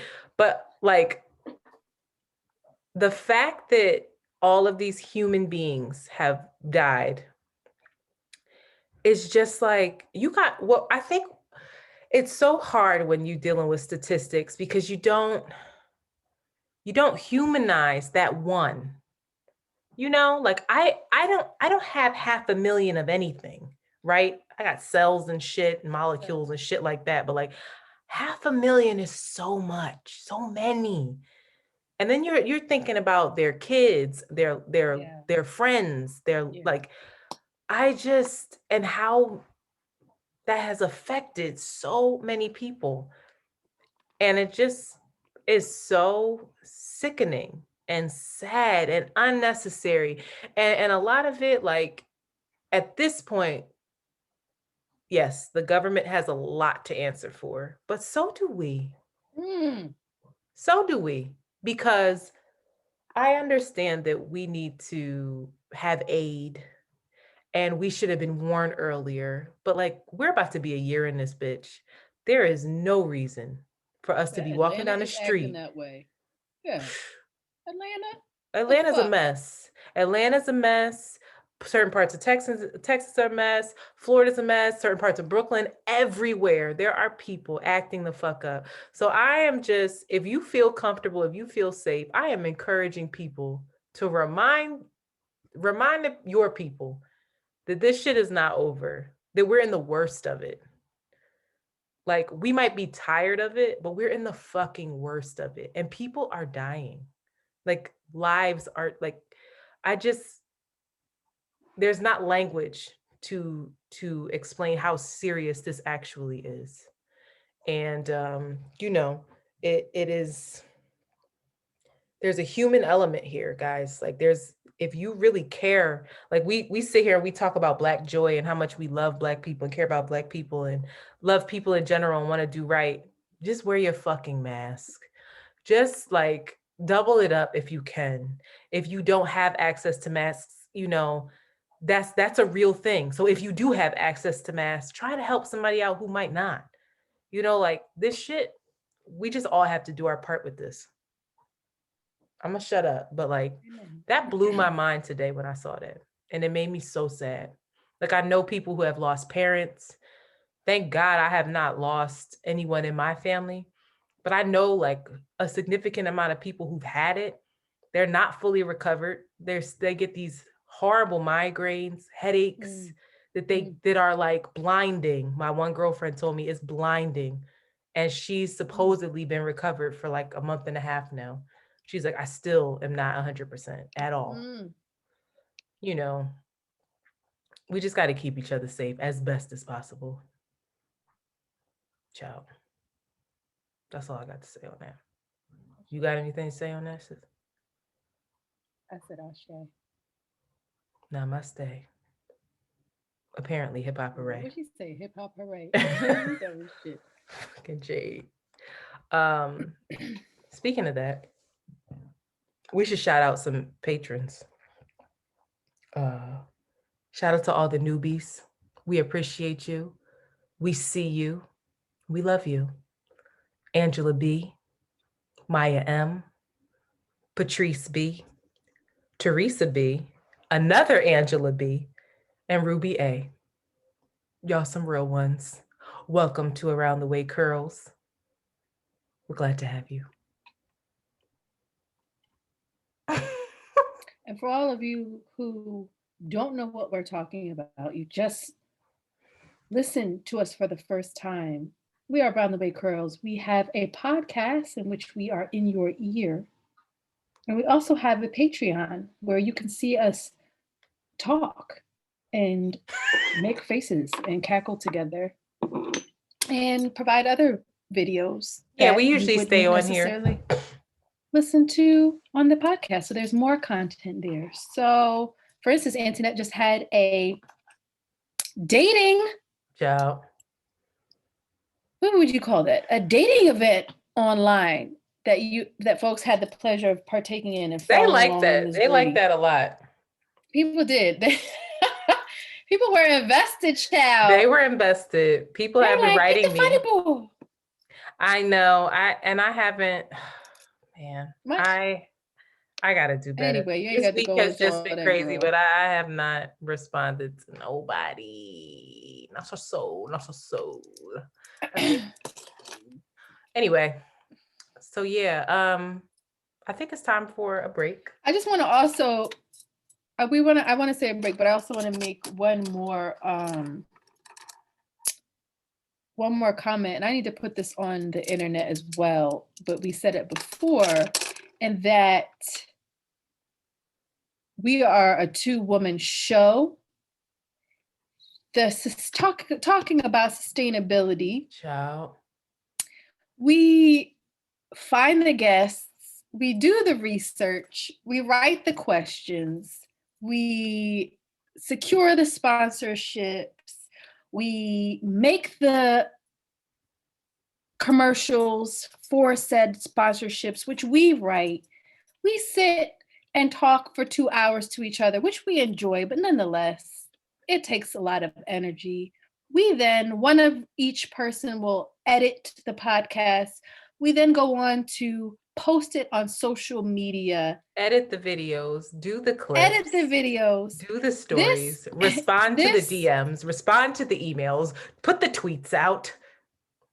It is unsustainable. And so we would like to be able to grow. And we also want to admit the areas in which we've hit a wall and that there's just things that we have outlearned. So if you are an editor, a social media strategist, content creator, PR person, listen, if you know us and our brand and you have the skill sets to help in any of those said areas in which we need help, then please email us at aroundthewaycurls@gmail.com. I forgot, put the subject in. I don't know what the subject could be, but just I got your back or something. This takes community. And I think that it's very important that we start naming the ways in which we need help and we want to grow and we want to stay sustainable because we love what we do and we want to continue doing what we do. But also, child, we need help, and that's real. And there's mad people out there with skills and know and see possibilities beyond even what we can. So shout out to you. You know who you are. This is God speaking to you. This is the moment that you've been waiting for where you're like, they're talking to me. And we look forward to hearing from you. So on that note, we about to have a discussion, child. We talked all that nonsense and now we're about to have some real discussion. Put your thinking caps on, take your dictionaries out. Big words will be said. Real mind-blowing theories will be put together. And no answers will be had. Only yes. on Around the Way Curls, baby. That's how we like it. All right. Join us as Dr. Yaba Blay comes on to talk for her shit. After these messages, we'll be right back. Yes. Boop. 156 is the end. That. I'm stopping it. Yeah, stop. So 156 is where we will. So 108. I can edit this. This one gonna be tricky Why? because you gotta flip it. 156, sorry, 108 to 156 is the beginning. Around there. Look, Jade is FaceTiming me to do an edit for the website. I still have not done my work. Like I gotta open my work computer and finish work. Sustainable. No, I wanted to talk to you about this. Isn't the way we're going with this. It's just like I've really been trying really hard, and I'm just like I just can't. I can't. I'm not taking care of myself. I haven't worked out. I don't have time to work out. I haven't gone for a walk. I haven't done anything for myself in a long time. So, and with work, I really enjoy this job. I really enjoy my boss, but there's a lot of unsustainable shit there too right now. 2 people just quit. And so we're scrambling and the client's going crazy. So right now it's rough for me. And then the stuff with Jade, and I'm just like starting to skits out a little bit, but it'll be fine. Yes, if you could edit this, that would be great. I'll do the video and the clips. That shouldn't be that hard. There just has to be something. I think for us, if we could get the social media would help so much. The editing will help so much. Yeah, the audio editing. Somebody could edit the videos. It would just. We just have to find the right person. But I also think we have to put more time. It would free us up to put more time into producing content for the Patreon that would give us more means to, to pay folks for help. So I'm going to put it up on the internet. There has to be people out there. There has to be, I mean, again, I don't think, like you said, I don't know how much that stuff costs, but there are really brilliant people out there that are excited and would love to help. yeah. That rock with us and understand us and willing to grow with us. I mean, I've just seen other people's. Sahaitu has so many interns, so many people that love what she does and will help her. An intern. Well, So that's a great resource for us. I'm like, ask how she did it, I guess. She just asked people, just go on her site. She'll be like, interns needed. She just asked people, and she has a strong following of people that fuck with her. But yeah, it's just been crazy. So here we are.